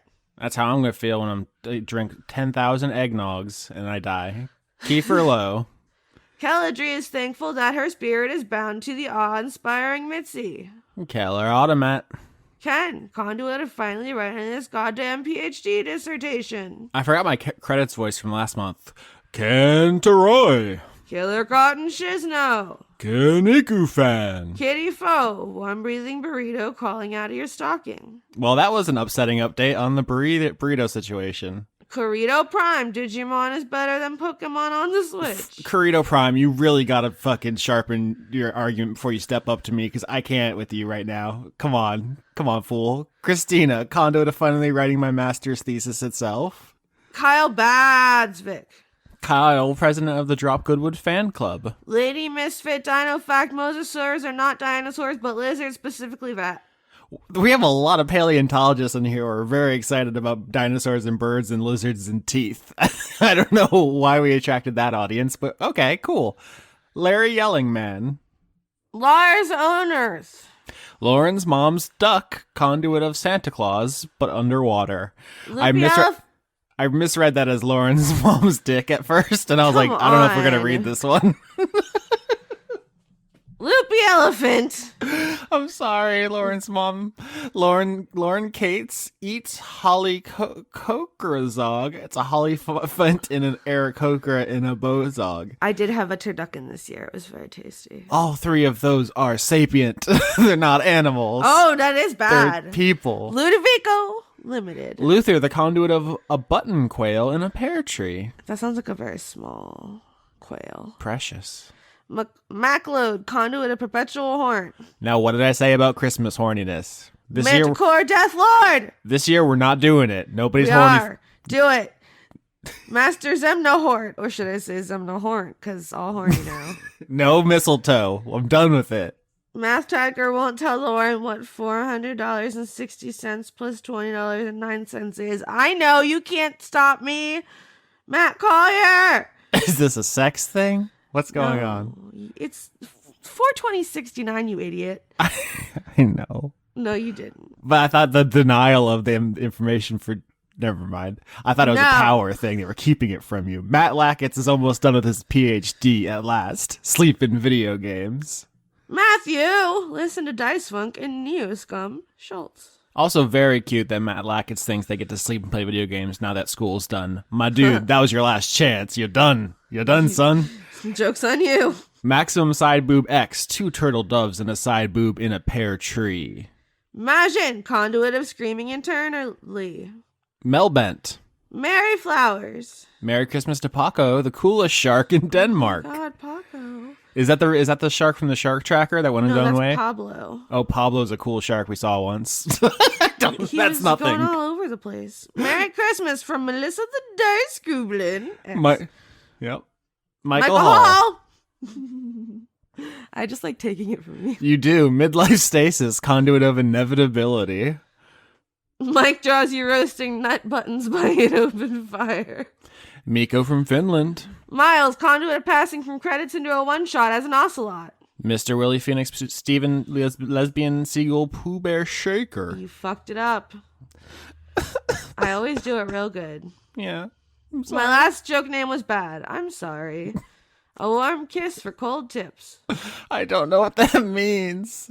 It sounds vaguely horny, so I disapprove. My Valentine is postmodern artist Cy Twombly. Namita Aneskins, conduit of... Nathaniel Homan. Nicholas Dominic. Nick. Nicole Woodruff. Not so transient, needs a new profile name, Passerby. Paye Rabjurg. Pangolin. Patrick Babcock. Patrick Williams. Please check my webcomic, ruinousfortune.com. Yeah, the credits are mostly ads for other people and Lauren's nudes, and then people calling me names. Pocket Sundial. Preston Bowers. Pruitt Holcomb.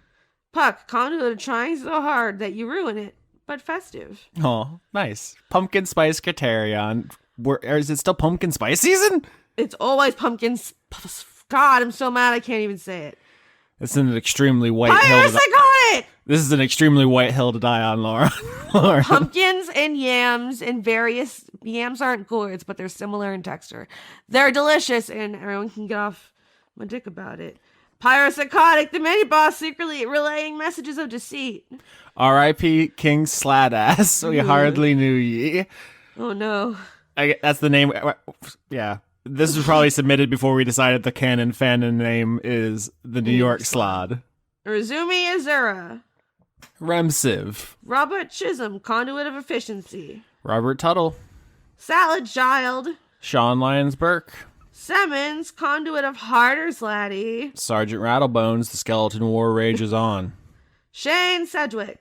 Shane Ware, conduit of hedonistic, pansexual, polyamorous switches. Sin Milk Tom. Sir Octopus. Nope. I did it again. Octopus. A classic Sir Octopus. Sir Octopus, conduit of chivalrous cephalopods. Slime King Mike using these credits as a platform to meet a cute dragon boyfriend. Aw. The new social networking site, the new Tinder, is on the credits of Dice Funk. You heard it here first, folks. Snack Kearney, the Christmas snack. Socialist icon gardener Minshew III. Spaghetto drifts eternal and sanctified Wimbus. I don't know what's going on anymore. Sporeman Zero. Stefan Lund, conduit of tired of responding to last month's credits. Wow. What do we do to Stefan last time? Steven Martinez, protector of Austin's bussy. Form ranks, create a phalanx. Look what you did to me, You're Steven. killing her. Sternod, conduit of consonants. Sweet dreams are made of these. who am I to disagree? Sydney Marzing. To beat the spokes. Tabitha, huh? Tabitha. Is that what we're doing? What's wrong with me? Please leave this in. Okay. I'm so sorry, Tabitha. Okay. Tabitha Spokes. Tales of Inquiry. Tabitha. Everyone really got you, huh? What was I even thinking? Teraflops. Therapy Pipes, Conduit of Gremlin. Thanks, Austin. Great show. See, now that's a credit I can get behind. Just The cast of Dungeons the Gathering. the murderous mongoose who's secretly standing directly behind you. The Precursor. Thoughts and prayers for Juma and Jack's D&D players. They are my precious, and that's thoughts, THOTS. So Nice. Titty Picks is Legal Tender 2020. Toby Gleason Stack. Tom Bowers. Trees, they are us. They are us. Yeah, you Yeah. made me. Trevor. You made fun of me last time because I said Tracetherius. We're both wrong. Trevor S., the Goblin Teacher. Shanus. Universal Toby. Victor Melito, Conduit of Quietness. When do we get a Dice Funk one shot of big gay orcs? Apparently I can't. You can. Just got to get someone to DM it. We can. It'll happen someday. Willian Vink. Wise Guru. Ziphosaurus. Zoltar, the Viking death metal caterpillar conduit of retribution. And that's the end of the list. Anything else? Patreon.com/LauraKBuzz. Patreon.com/ofhorse. Patreon.com/weekly manga recap. Lauren has a bunch of stuff. Lauren? I have like several hundred pictures of my titties. That's a lot. Do you ever think about how many that is? It's not just my titties. No, I literally have like 500. There's only 360 degrees of perspective. Listen, you do minimum 10 pics per set, and you gotta do different outfits. Anyways, I got that shit you're looking for. What are you buying? And you open the Opens trench coat. coat, but it's just titties. Yeah, I'm Margalicious. Yep. iTunes, YouTube, Yeah. Podbean, Google Play. You know how to do. You know what podcasts are. You know how they work. Come on. Why are you making me do this? Why would you be here at the end of the whole thing if you didn't know what podcasts were? That seems irresponsible.